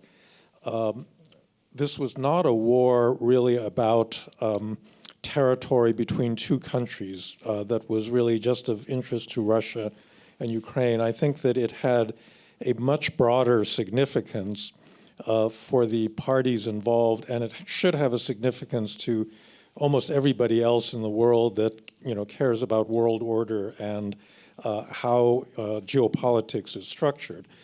So this gets back to the debate that Mike McFaul in the last session alluded to over what caused the war in the first place. There is a narrative out there that's pushed by especially people with a more realist bent like Henry Kissinger that would say that the war was driven in a way by the United States or by NATO that wanted to expand NATO up to Russia's borders, deny it a buffer zone that would be constituted either by Eastern Europe or by Ukraine itself, and that the Russians acted defensively. And I think that this is wrong for quite a number of reasons. I mean, first of all, no one was really interested in expanding NATO, although it was suggested that Ukraine and Georgia could join NATO at the Bucharest summit in 2008. It was clear that nobody really wanted to let them in for kind of obvious reasons. I think the real motive was one that Vladimir Putin articulated at great length. He wrote a very long 5,000-word article in the summer of 2020, is that right? 2021, explaining that basically the Russians and Ukrainians are one people, that the collapse of the Soviet Union was one of the biggest historical mistakes, that all of these countries belong together under the same sovereignty. He repeated this in a long speech he gave just before the war began, a little bit less than a year ago. And if you look at these different statements, it's very clear that the thing that really bothers him is the whole post-war European settlement that emerged with the collapse of the former Soviet Union in 1991. And he was demanding not just that Ukraine not enter NATO, he was basically saying that all of the Eastern European members of NATO that had joined since the 1990s should also basically become neutral. So in other words, what we used to call Europe whole and free with great pleasure because of the expansion of democracy was really what bothered Putin. And it represented not a security threat, but a political threat. Because if you could have an actual democracy flourish in a Slavic country that was part of the former Soviet Union, culturally very close to Russia, then why couldn't it flourish in Russia itself? And there was a liberal opposition, and I think that that was really the threat to the extent that Putin was driven by insecurity. It was not military insecurity, it was political insecurity, and his cure for that really would be to undo the larger European settlement that had happened after 91. However, second big issue that really affects everybody in the world is whether a country can use military force to change borders and acquire territory. There was a very strong norm established after the Second World War that modern countries or countries in general don't do this. And by and large, you had some exceptions like Iraq's invasion of Kuwait and so forth, but this was a norm that was broadly accepted. I remember the Kenyan representative who was on the Security Council at the time of the February invasion, gave this wonderful speech where he said, look, we Kenyans come from different ethnic groups. Our borders are completely drawn by colonial powers. They make no sense. But if every one of us, wanted to use military force to change those borders, we'd never be free of violence ever. And I think that that was a general view that everyone had after 1945, that, at least you're not going to see big powers trying to take advantage of little powers in that exploitative way. And I think that that's really what's hit this country. because up until the invasion of Ukraine, it was kind of plausible that these big powers are going to be prudent and, think about their interests in this broader way. And then all of a sudden, here's one big country trying to grab its neighbor. And all of a sudden, I think for everybody here, the possibility that was always present, but nobody really believed that China could grab Taiwan, suddenly became, much more vivid. Because you can see Russia trying to grab Ukraine, and you can imagine Chinese troops landing on the beach in Taiwan and doing what the Russians were trying to do in Ukraine. So that was the other big, broad norm, and I think that that's part of the reason why it's had the really amazing effect, here that it has in other parts of the world. But I would point out that there is a little bit of myopia among the democracies of the world in sort of thinking that they have, so it's true. So I'm sorry, I didn't answer this part of your question. So the other thing that I think surprised people was the solidarity within the NATO alliance. I certainly wasn't expecting that. Your turnaround in defense policy was prefigured by the German Zeitenwende. Its reversal, for 40 years they had an Ostpolitik that saw reconciliation with Russia to be central. There was a lot of war guilt in a certain sense that Germany in World War II had invaded Russia and they needed to have a good relationship. They had become pacifists. They were not going to be a military power. German young people were brought up under this assumption that never again would they fight another war. And all of a sudden, in February, they declared basically what you just declared. They're going to double their defense budget, and they're going to drop this Eastern orientation in their foreign policy. So all of this was really quite remarkable and very, in a way, reassuring about the strength and solidarity among democracies. But we sometimes forget that there's a global South out there, and a lot of countries don't buy into this narrative. So I think, there's several big disappointments. One of them is India, and it gets to the question of whether the issue really is democracy versus authoritarian government, because there's no Prime Minister Modi has been eroding Indian democracy, but broadly speaking, India has been a pretty good democracy since its independence, and yet they don't take democracy at all seriously as a factor in their foreign policy. They buy weapons. They used to buy weapons from the former Soviet Union, and they prize their neutrality. They never wanted to line up with the West. Country like South Africa is a democracy. It transitioned to a democracy in the early 1990s. But, it was mistreated by democracies, including by the United States, by Britain, by other Western democracies because of the colonial legacy. And so they just don't, regard solidarity with other democracies as a, important dimension of their foreign policy. So I think it's a little bit of a mixed bag. I'm very encouraged by the solidarity that's been shown, especially here and in Europe, but we have to remember that that's not by any means the whole world. I want to come back and dig deeper into the issue of democracy versus authoritarianism, whether that's the appropriate framing or not. But I don't want to let this moment pass without giving Larry a chance to talk about Taiwan and what it means to defend Taiwan in the context of defending democracy in the world. I know you feel passionate about this topic, so could you speak a little bit, linking this session to the earlier session, what does it mean to defend Taiwan in the context of democracy versus authoritarianism?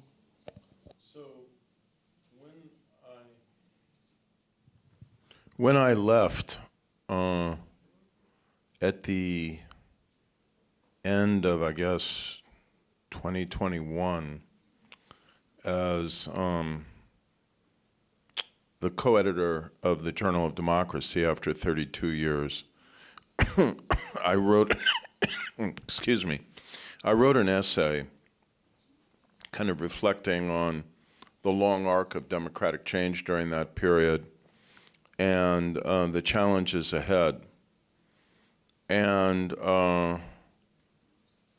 this was, I guess, 2 months before Putin invaded Ukraine, and Xi hasn't invaded Taiwan yet. But I said what I think was obvious then, that these were the two frontline states for the battle for global democracy, and that I felt much of what would happen in the world in terms of the future of democracy would involve, what happened in these two states. Could they survive as democracies under pressure and threat from these two great power autocracies or not? That question is unresolved in both of these two frontline states as we sit here, and as Frank has said many times, it is being tested on the battlegrounds in Ukraine at horrific human cost. Taiwan is a very vibrant democracy. You know, there are 3 liberal democracies in East Asia, Japan, Taiwan, and Korea.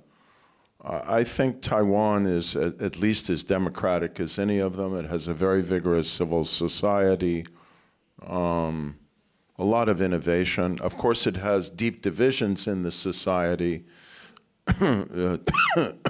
to a degree that I don't think Japan does, because of the division over Taiwan's identity and Taiwan's, geopolitical future.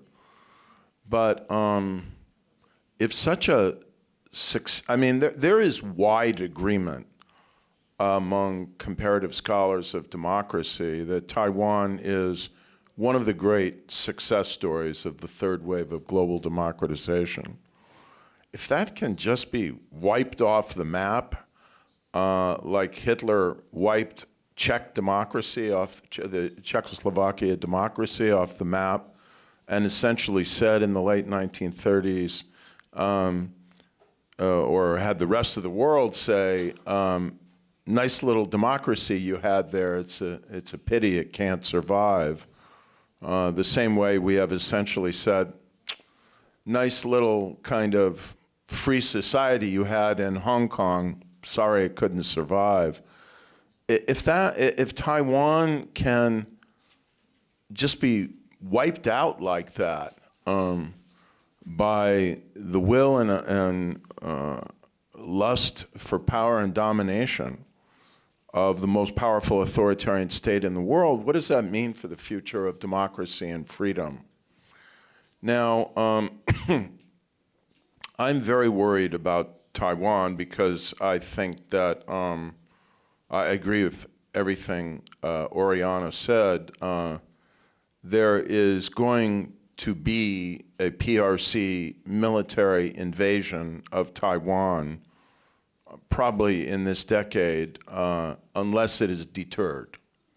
And the 3 most important actors in deterring it are, of course, Taiwan, the United States, and Japan.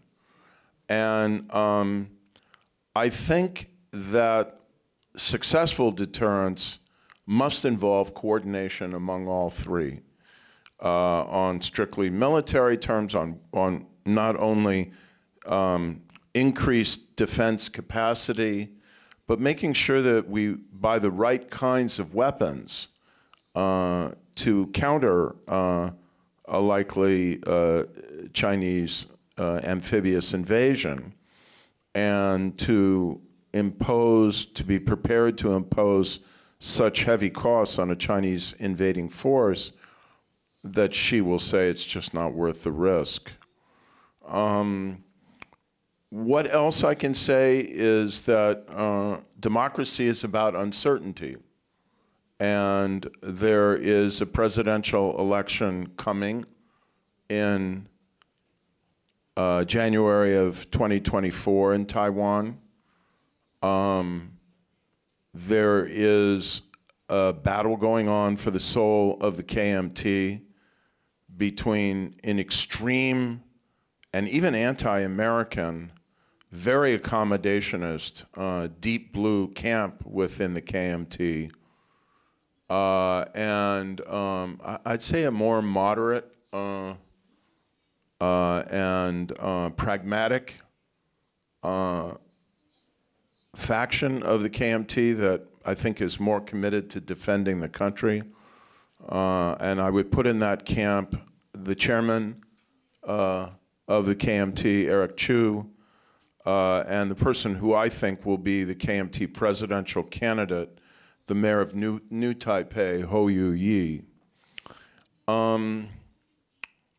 William Lai has the vice president who alarms and angers Beijing because he's seen as pro-independence more than Tsai Ing-wen, and has, made a few statements that, taken out of context, can make it seem like he's another Chen Shui-bian who's going to try and inch Taiwan toward independence. I've met him and talked to him even fairly recently. I don't think he's going to do that because I think he's smart enough to see how suicidal that would be. But, this is, it's going to be another very important test. And China is going to intervene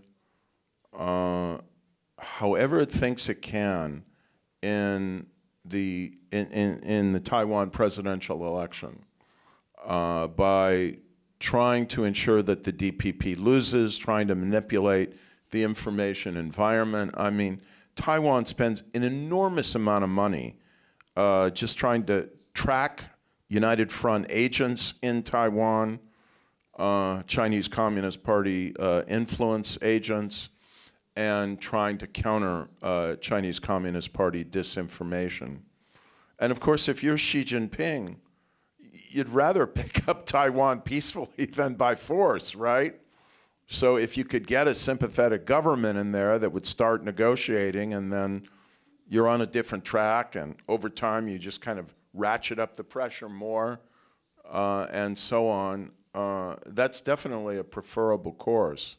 So there's a lot of uncertainty here, and I think it's going to be very important that the people of Taiwan see that they're not alone, that the democracies of the world, and now I would say not just the United States and Japan, but Australia and Europe are with them.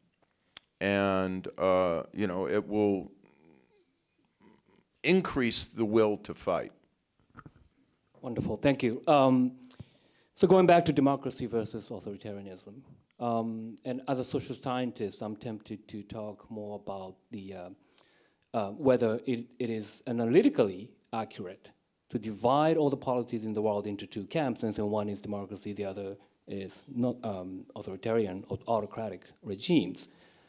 Because today, there seem to be a lot of hybrid kind of models. People use labels like authoritarian democracy, illiberal democracy, democratic authoritarianism. There are all kinds of different kind of labels for these hybrid versions of polities. And you can talk about that as well. That'll be interesting to me. But perhaps more policy relevant issue is whether it is strategically wise to divide the world into two camps, as the United States seemed to be doing in calling the Democracy Summit last year. Because if you observe all these countries, especially Southeast Asian countries, African countries, we in the West would like to have those countries on our side. And to win their hearts and minds, it may not be the most effective approach to just preach them democracy. It's all about free voting. Because they need more of economic resources. They need to put food on the table. They care more about those issues. So in approaching those countries, I'm not entirely sure whether this framing of democracy versus autocracy is the best approach. So I'm wondering how you feel about about that and how what might be the best strategy in really winning the battle. I don't want to label one country as the only enemy, but China seems to be doing quite well, at least until Sri Lanka and Pakistan and so on, was doing reasonably well in making entry into those countries, at least at the government rulers level. So in winning the global south, which will be an important battleground for us, what would be the best approach? Well, first of all, I think we need to make some definitions because there's a lot of confusion in terms. When Americans use the term democracy, first of all, they usually mean liberal democracy. And liberal democracy actually consists of two separate sets of institutions that oftentimes go together but are conceptually and practically separate. So the liberal part of liberal democracy really has to do with a presumption of the juridical equality of all human beings, the existence of individual rights that those citizens have, and the need to protect those rights through a rule of law, through constitutional checks and balances that prevent an excessive concentration of power. The democratic principle really has to do with popular sovereignty and the idea that governments should be accountable to as large a portion of the population as possible, and institutionally that's represented through multi-party, free and fair elections. And different, this is something I was thinking as we're getting ready for this panel, different parts of the world are more aligned with the liberal part and some are more aligned with the democratic part. I would say that it's striking in Asia that Asians tend to like the liberal part more than the democratic part. So for example, in this part of the world, we use we want a rule-based order. We want a rule-based international order. That's not saying we want people to be able to vote for their leaders and so forth. What that means is basically we want a liberal order that establishes rules, limitations on the way that economic actors behave that makes them predictable.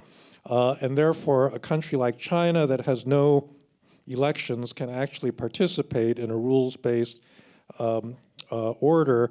And I think, in this country, that's really been the kind of underlying principle of the free and open Indo-Pacific, right? It's a liberal order, much more than it is a democratic order. You're not going to appeal to Laos or Cambodia or, even a democracy like Indonesia primarily by appealing to the democratic part, but you are going to appeal to them by stressing the liberal part. In Europe, it's actually, I think, a little bit the reverse, that democracy is really the source of legitimacy. And what's happened with the rise of populist regimes like Orban's Hungary is you get democratically elected leaders that... Not democratically elected. Well, no, he is Democrat. No, Larry Luck. No, it was a democratic, in terms of the will of the people, it was not a liberal election that happened according to procedural, to strict procedural rules. There's no question that he got a big majority of the vote in Hungary. And then he used that power to undermine the liberal part of liberal democracy. This is also what Modi has done. Modi has been very popular in India, and he's been eroding the liberal part of liberal democracy. The populist movements in Western countries have largely been democratically legitimated, but they're not liberal, including Donald Trump, right? So Donald Trump, by our rules, did win the 2016 election, but he wants to use the Attorney General to go after his enemies. And, he doesn't want to be, he doesn't want to follow the rules when he loses an election and so forth. And so there, I think you have a slightly different dynamic where the democratic part conveys more legitimacy, than the liberal part. And I think one further observation is just a kind of self-reflection about Americans. American national identity has been connected to the idea of both liberalism and democracy much more deeply than virtually any other country in the world. And in fact, so I mean, just think about Japan or Italy or Sweden. These were all countries way before they were democracies, and they've got their own cultures, their own food, their own history that way preceded the rise of democracy.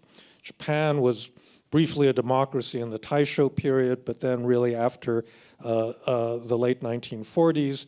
And so when I think people in this country think about what is Japan about, the first thing is not democracy. It's really a whole bunch of other cultural inheritances. And I think that that's just not true for Americans, because we're an incredibly diverse, ethnically, racially, religiously, country. We used to be much less pluralistic, but even from the beginning, you had a big racial division in the United States, and therefore you couldn't base American identity so easily over time, on race, religion, inherited culture, because we basically didn't have an inherited culture. It all came from other places, and therefore liberal democracy becomes the source of American identity.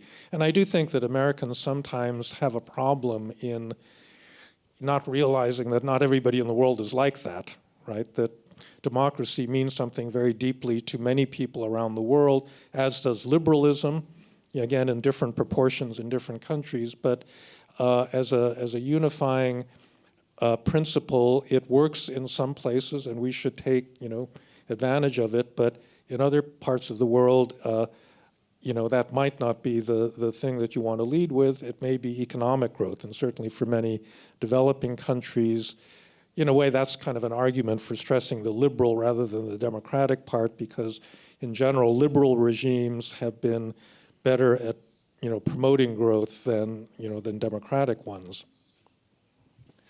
Yeah, you have. I want to make a couple of additional points. As you've already heard, one dissenting point. The most important additional point, Kyo, is it's not a democracy summit. It's a summit. It's not a summit of democracies. It's a summit for democracy. I think, and I was never that crazy about the initiative, to tell you the truth.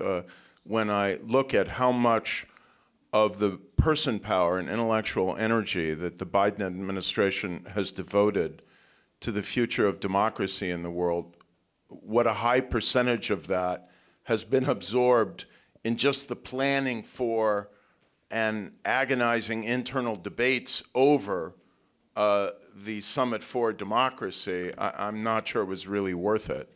But in any case, the framing, I think, was very valuable because it sought to at least partially avoid, maybe not adequately, the Cold War-style division of the world into our side and their side.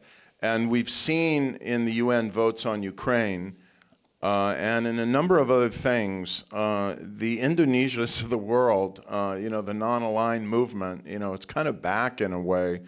They're just not going to sign up to an initiative in which they have to line up behind the United States as pro-democracy against China, Russia, and so on and so forth.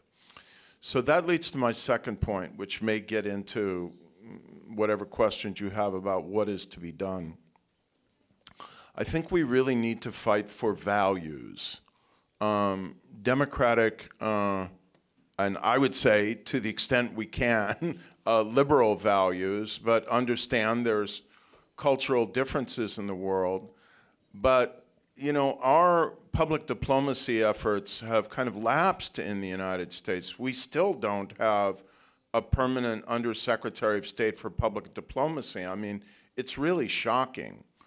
And we're not spending the amount of money in real terms on public diplomacy that which is everything from broadcasting to support for other international media and getting our story out and fighting for our values in international forums and so on, that we were a decade ago when the challenge wasn't nearly as severe as it is now in the age of disinformation.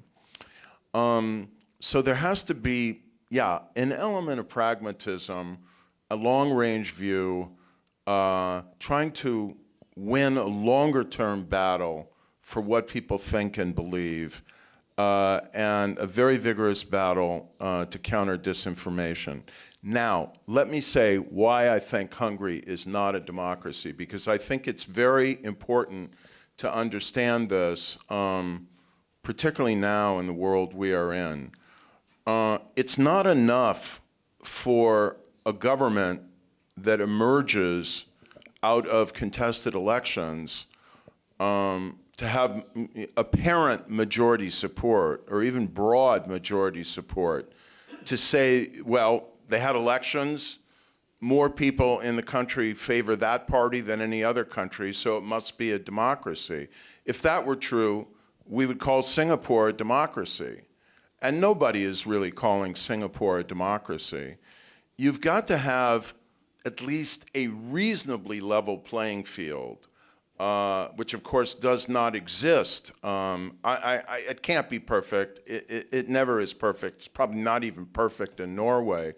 But you have to have a reasonably level playing field in order for competitive multi-party elections to meet, I'd say, a decent standard of democracy. And I think there's a fair amount of consensus among comparative scholars of democracy on this point. And I just will say emphatically, if you look at what Viktor Orban has done to gerrymander electoral districts, to crush independent media, to silence independent universities, to threaten intellectuals, to dominate the information space,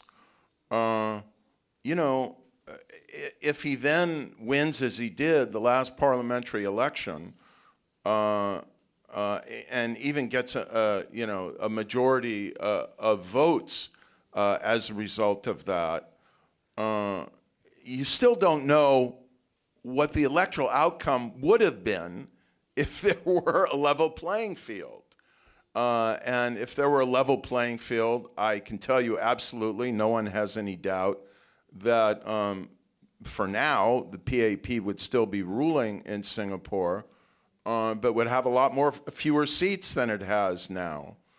And there actually was an election where Viktor Orban got fewer votes than the opposition combined, but he won a 2/3 majority of parliament because he had gerrymandered the districts so much. And I say all this not just because I think Orban is a particularly ominous danger to democracy globally, because he's become a rallying point against liberalism and for the enemies of democracy in the United States and Europe, but also because the demise of democracy is happening incrementally and often silently, step by step, in a number of countries in the world.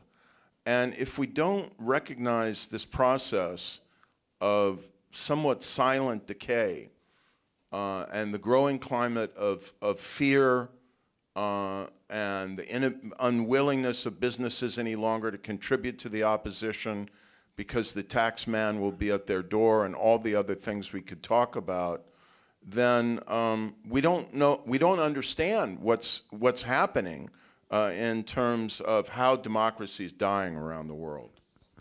We're probably not going to settle whether Hungary is a democracy or not right here, but I want to cover two important points that a lot of people in Japan are likely to be interested in. One is, where is American democracy going? And number two, what does this all mean for Japan and the Japanese public? American democracy, already Larry talked a little bit about what ails American democracy and some of the solutions, but if you have some more to add, well, gerrymandering is one actually factor in the US as well. And you have some suggestions in your book about rank order voting and other things. And Frank, on liberalism, you have an entire new book on liberalism that is going to be translated into Japanese version, I trust. And I want to cover two important points that a lot of people in Japan are likely to be interested in. One is, where is American democracy going? And number two, what does this all mean for Japan and the Japanese public? American democracy, already Larry talked a little bit about what ails American democracy and some of the solutions, but if you have some more to add, well, gerrymandering is one actually factor in the US as well. And you have some suggestions in your book about rank order voting and other things. And And you, in the book, you lay out some problems, excesses of liberalism in the U.S., both in the right and left. So I'm wondering if you could speak to that issue a little bit more and talk about how that might shape the future of American democracy in the coming years. Maybe start with Larry, if you have things to add about American democracy. Well, I'll say the following things briefly. First, the positive. I do think there are signs that we've entered an era of political reform in the United States. I'm sorry to inflict this statement on Frank one more time. The poor man has to keep listening to me say this in such a variety of settings. But I do think our best prospect for depolarizing our politics is by adopting the electoral system that Australia has for their lower house of the preferential vote, the instant runoff, what we call in the United States ranked choice voting, and also eliminating partisan primaries so that you just have one blanket primary. The field is narrowed down to a few candidates, typically 4 or 5, and then this instant runoff is used to choose a majority winner among those 4 or 5. I think that system would be much more likely to choose a less polarizing victor in a lot of kind of contested outcomes. And there's some momentum gathering for that. It was adopted in Maine in 2018 in different forms. This instant runoff preferential vote was adopted in Maine in 2018, Alaska in 2020, Nevada this past November. It's going to be possibly, I think, on the ballot in Oregon in 2024, and the state of Minnesota, it looks like, is going to adopt it legislatively this year. And also, a lot of American states have been adopting other reforms that I'd say are good reforms for democracy, to increase the number of people who are registered to vote by making voter registration a more automatic process, by restoring the right to vote to convicted felons, because in the United States, the racial the racial distribution of people convicted of criminal felony crimes is vastly disproportionate to African Americans and to some extent Latinos. On the other hand, what worries me is that even though I think Trump is a unique threat to American democracy, and it looks like his stock is falling, and I think Frank may want to say more about that. Sorry.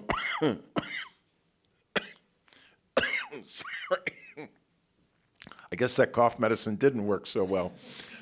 Even though that's the case, I think that I don't say this as a partisan statement. I mean, I also work at a conservative think tank, the Hoover Institution. But I think there are a lot of Republicans whose commitment to democracy is questionable at best. And there's a lot of there's a lot of anti-democratic sentiment among the MAGA base of the Republican Party. Well, I think that there's been problems with liberalism in the United States that have been pushed both by the right and the left. The right-wing misinterpretation of liberalism is what we call neoliberalism, which was a set of economic policies that worshiped the market, that tried to remove the state from regulation, from state ownership or encouragement of economic activity, that really begins with Thatcher and Reagan, and really we're kind of at the end of that period that produced a lot of economic inequality. I think on the left, you've had this transformation of the left in many countries, but particularly in the United States and Europe, from parties that were based on class, meaning, you know, the proletariat versus the bourgeoisie, or poor people versus rich people, to one based on much narrower identities that had to do with race, ethnicity, gender, sexual orientation, and the like. And in the process of that transition, it became, in the hands of certain progressive advocates, illiberal. That is to say, intolerant of people that didn't share that same social justice attitude towards these kinds of issues, and that in turn provoked a big reaction on the right. I would say that what drives most Republicans these days, it used to be low taxes, right, and government regulation, but in recent years, it's all been these cultural things that, you know, they don't like critical race theory, or they don't like, transgender activists and this sort of thing. And so the nature of the politics has shifted in many ways to these kinds of cultural issues. And I think that that's what's screwing up American politics, quite frankly, right now. The right-wing part is being adjusted. I think that neoliberalism has been out, for at least 10 years now. The state is kind of much more prominent in terms of industrial policy, protecting semiconductor supply chains and so forth.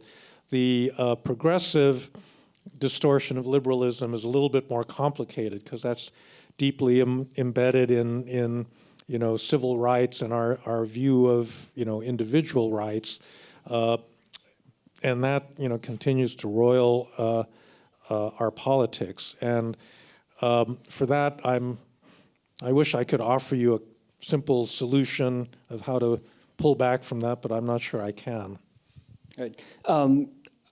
I'm sure there are a lot of people in the audience waiting for questions, and we'll turn to you in a moment. I just want to quickly ask about Japan. What can Japan do to contribute to upholding the international liberal order and democracies? Well, domestic democracy, as Larry alluded to, seems to be functioning reasonably well compared to other democracies in Europe and the United States. And Japan is dependent on international trade. Japan needs international exchanges of people, goods, resources, ideas to continue. And Japan is surrounded by authoritarian countries that seem to have strong appetite for more territories, more resources, and have powerful military, China, Russia, North Korea, and so on. So Japan, it seems obvious that Japan needs to contribute to defending of the international liberal order. And in that regard, what advice do you have? What can Japan do more of to make contributions in this regard?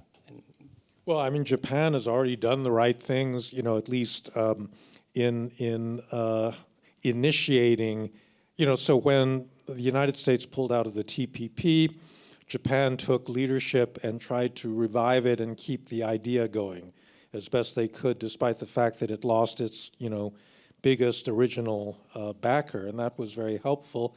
And now in the security realm, the planned increases in the defense budget, I think, are exactly what is called for to meet, this new set of security threats that are, very vivid and overtly military. And it'll be a question about, follow through, as Oriana was saying. But that's a challenge I think that really all of us have. So I think Japan has done a pretty good job in all of this.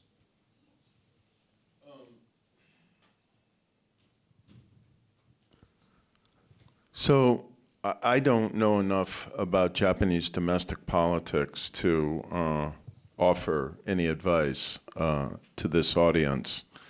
But I would like to offer this observation. I don't think it's quite right to say that Japan is surrounded by authoritarian regimes. It is maybe uniquely among countries in the world, well, not entirely uniquely. You want to know a country that's surrounded by authoritarian regimes? Mongolia, whose only two borders are with Russia and China. How'd you like to be Mongolia today? But Japan does face this extremely dangerous arc of Russia, North Korea, and obviously, especially China.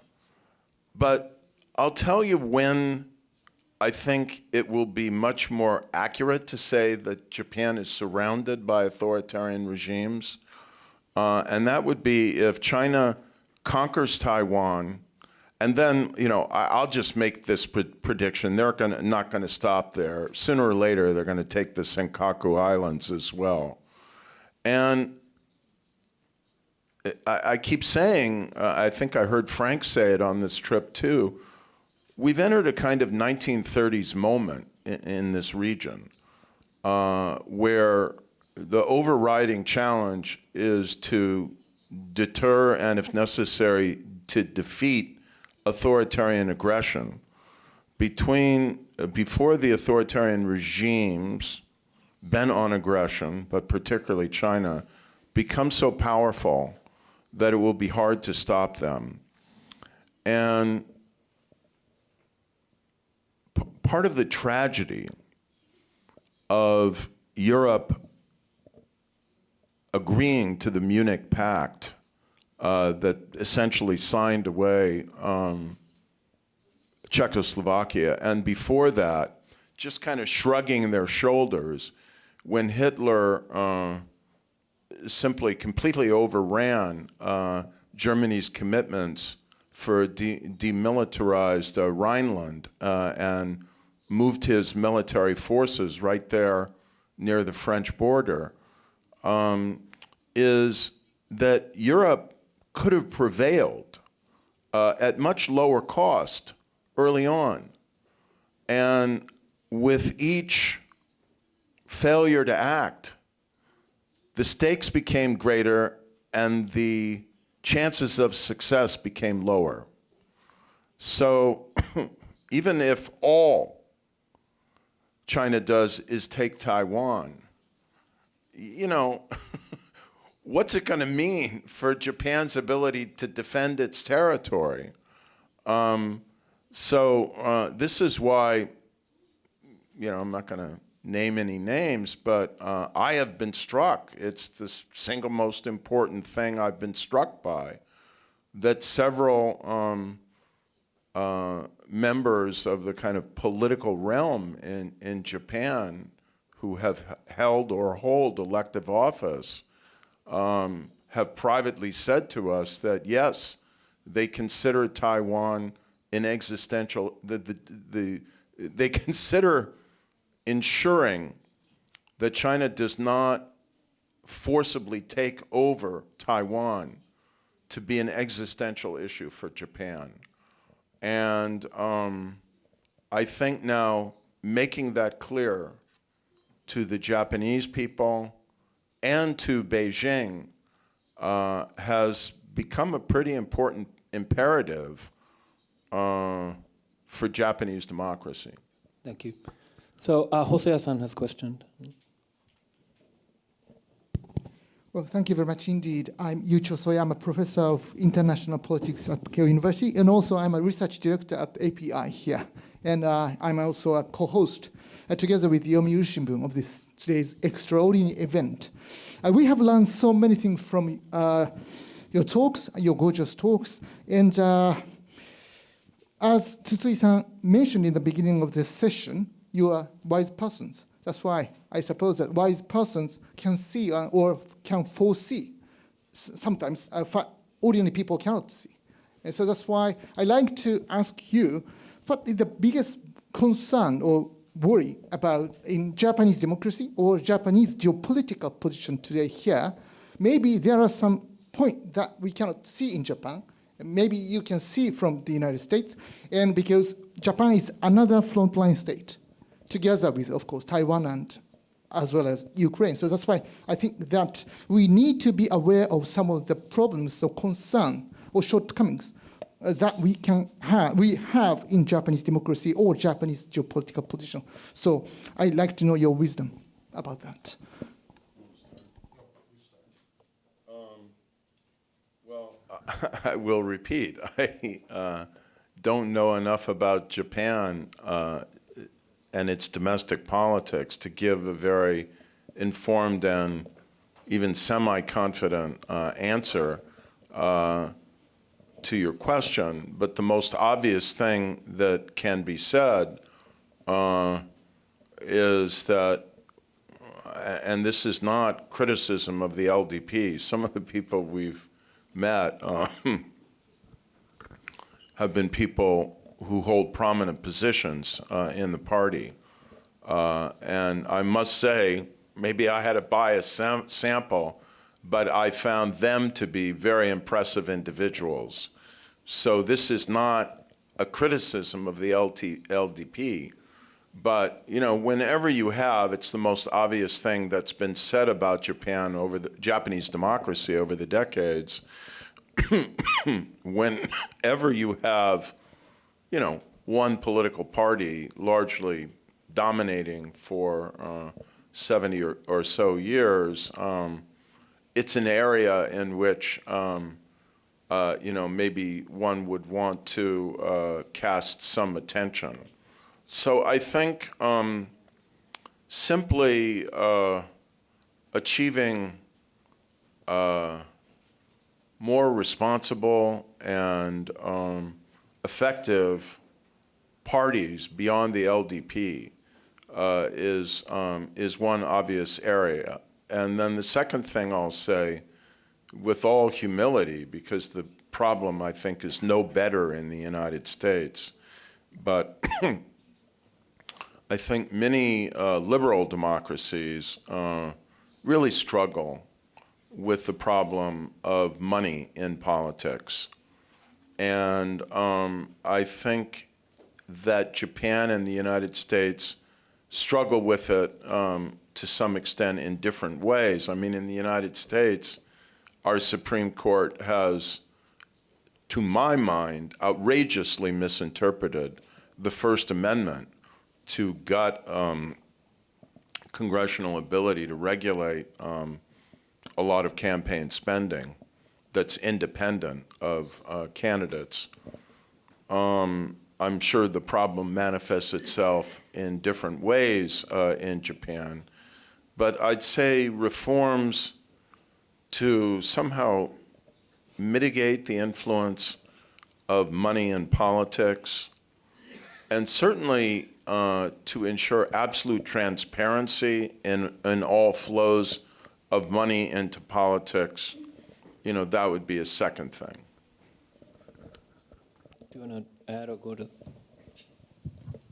I don't know. I'm a little this is not a threat.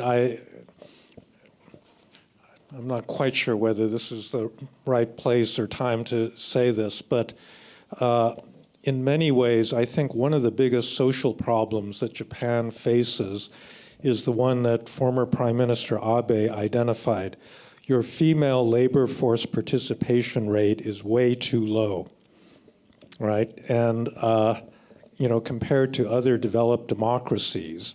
And I mean, this is a subject for a much longer conversation, but I actually think that that's also related to the extremely low fertility rate in Japan, because I think that when you have a highly educated, fairly rich society with a lot of educated women, and you have that kind of socially conservative society, one of the responses of women is, not to want to have a lot of children. This is not just in Japan. I think this is also the case in Korea and Singapore and many other, Asian countries. And I think that that kind of social transformation, needs to happen.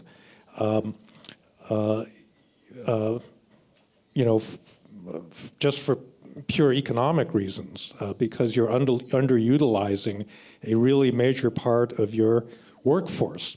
And so I would think that that's, the low fertility has been recognized as a big vulnerability in Japan, but it's related to these other things as well. So as an outsider, that would be my observation. Thank you. Very quickly, Takenaka-san, a quick question.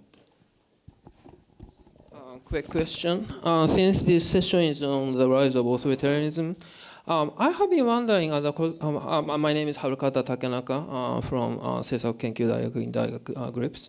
I have a question, like if you look at the situation in East Asia, the continental, those countries located in the China Peninsula tend to be authoritarian, whereas island countries, except South Korea, Mongolia, tend to be democratic, Japan, Indonesia, Philippines, and Taiwan. But if you look at GDP per capita, Malaysia, Singapore, Thailand are higher than Philippines or Indonesia. So what makes and you too have been observing these different type of regimes in many places of the world. What do you think makes it very hard for these South Asian countries on the Indo-China Peninsula difficult to democratize or sustain their authoritarian regimes? Thank you.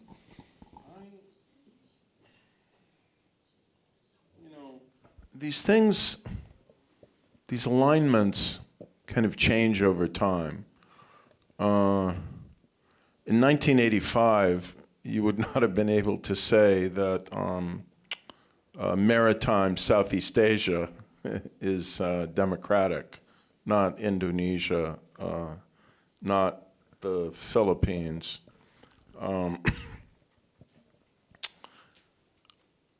And with Thailand, it's a very puzzling country to me right now. But I will say that I don't think it's got anything to do with Thailand being on the kind of peninsular landmass or periphery or of China, or not that much. Obviously, the Chinese shadow is there; it's an influence. But when Thaksin Shinawatra rose up in the late 1990s, and then became prime minister, he really scared the devil out of the Thai elite and the Thai military. And I think it's important that we not glorify him. He was not a Democrat, in my view, but he was winning elections and doing it by mobilizing democratic electoral support. And I don't think Thailand ever really recovered from the military coup that displaced him. And then, that deep social cleavage between the countryside and the urban elite, or the, partly a class cleavage, partly an identity cleavage, it's just hung like a dark cloud over Thailand ever since. And it's not been able to get back. And the military doesn't particularly want to give up power. And I guess if I said this in Thailand, I could be prosecuted for lèse-majesty. But and since I'm going there soon, I better be careful. But I think the role of the monarchy recently has not been as, at times pro-democratic as it was at strategic moments earlier in Thailand. So I think that it's a lot of esoteric reasons, but we now have Anwar Ibrahim as the new Prime Minister of Malaysia. I don't want to glorify him as well, but you now have in Malaysia the most democratically, kind of philosophically committed to democracy individual who's ever led government in Malaysia. And I think, you don't know, they had one false start after UMNO lost that landmark election, but Malaysia could actually emerge as a democracy. So there's a lot of fluidity and uncertainty and possibilities in a lot of these countries. I don't know what to call the Philippines now. It's probably an electoral democracy, but of very low quality. Indonesia, I think it's pretty impressive that it's been able to survive as a democracy. It's got a lot of problems and challenges. The thing that strikes me is that a lot of these countries in Southeast Asia, obviously in the near term, that doesn't include Vietnam and Cambodia, but a lot of these countries could go in either direction. And I'll say one last thing that has been stirring in my mind for a long time. If Vietnam were a stock, I would buy it as a long-term investment because I think it's going to be a democracy before China is.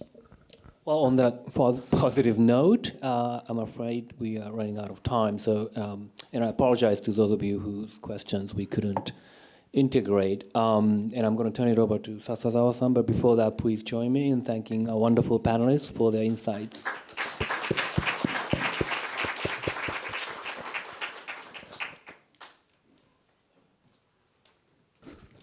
どうもありがとうございました。 Thank you very 大 much 変タイムリー indeed. でね、 It was very 非常に興味 timely 深い興味の深い and it was highly interesting ことがありました。 a discussion that we have been listening to. Once again, I would like to thank the panelists, especially from Stanford University, all the speakers, and also the moderators as well. Now, as for today's discussion, on the 17th, tomorrow's Yomiuri newspaper, the summary will be given, and then on next week, we will have the whole session to be presented in our newspaper. Now we would like to end our session for now. And thank you very much once again. Please remind yourself to take all your belongings with you. Thank you.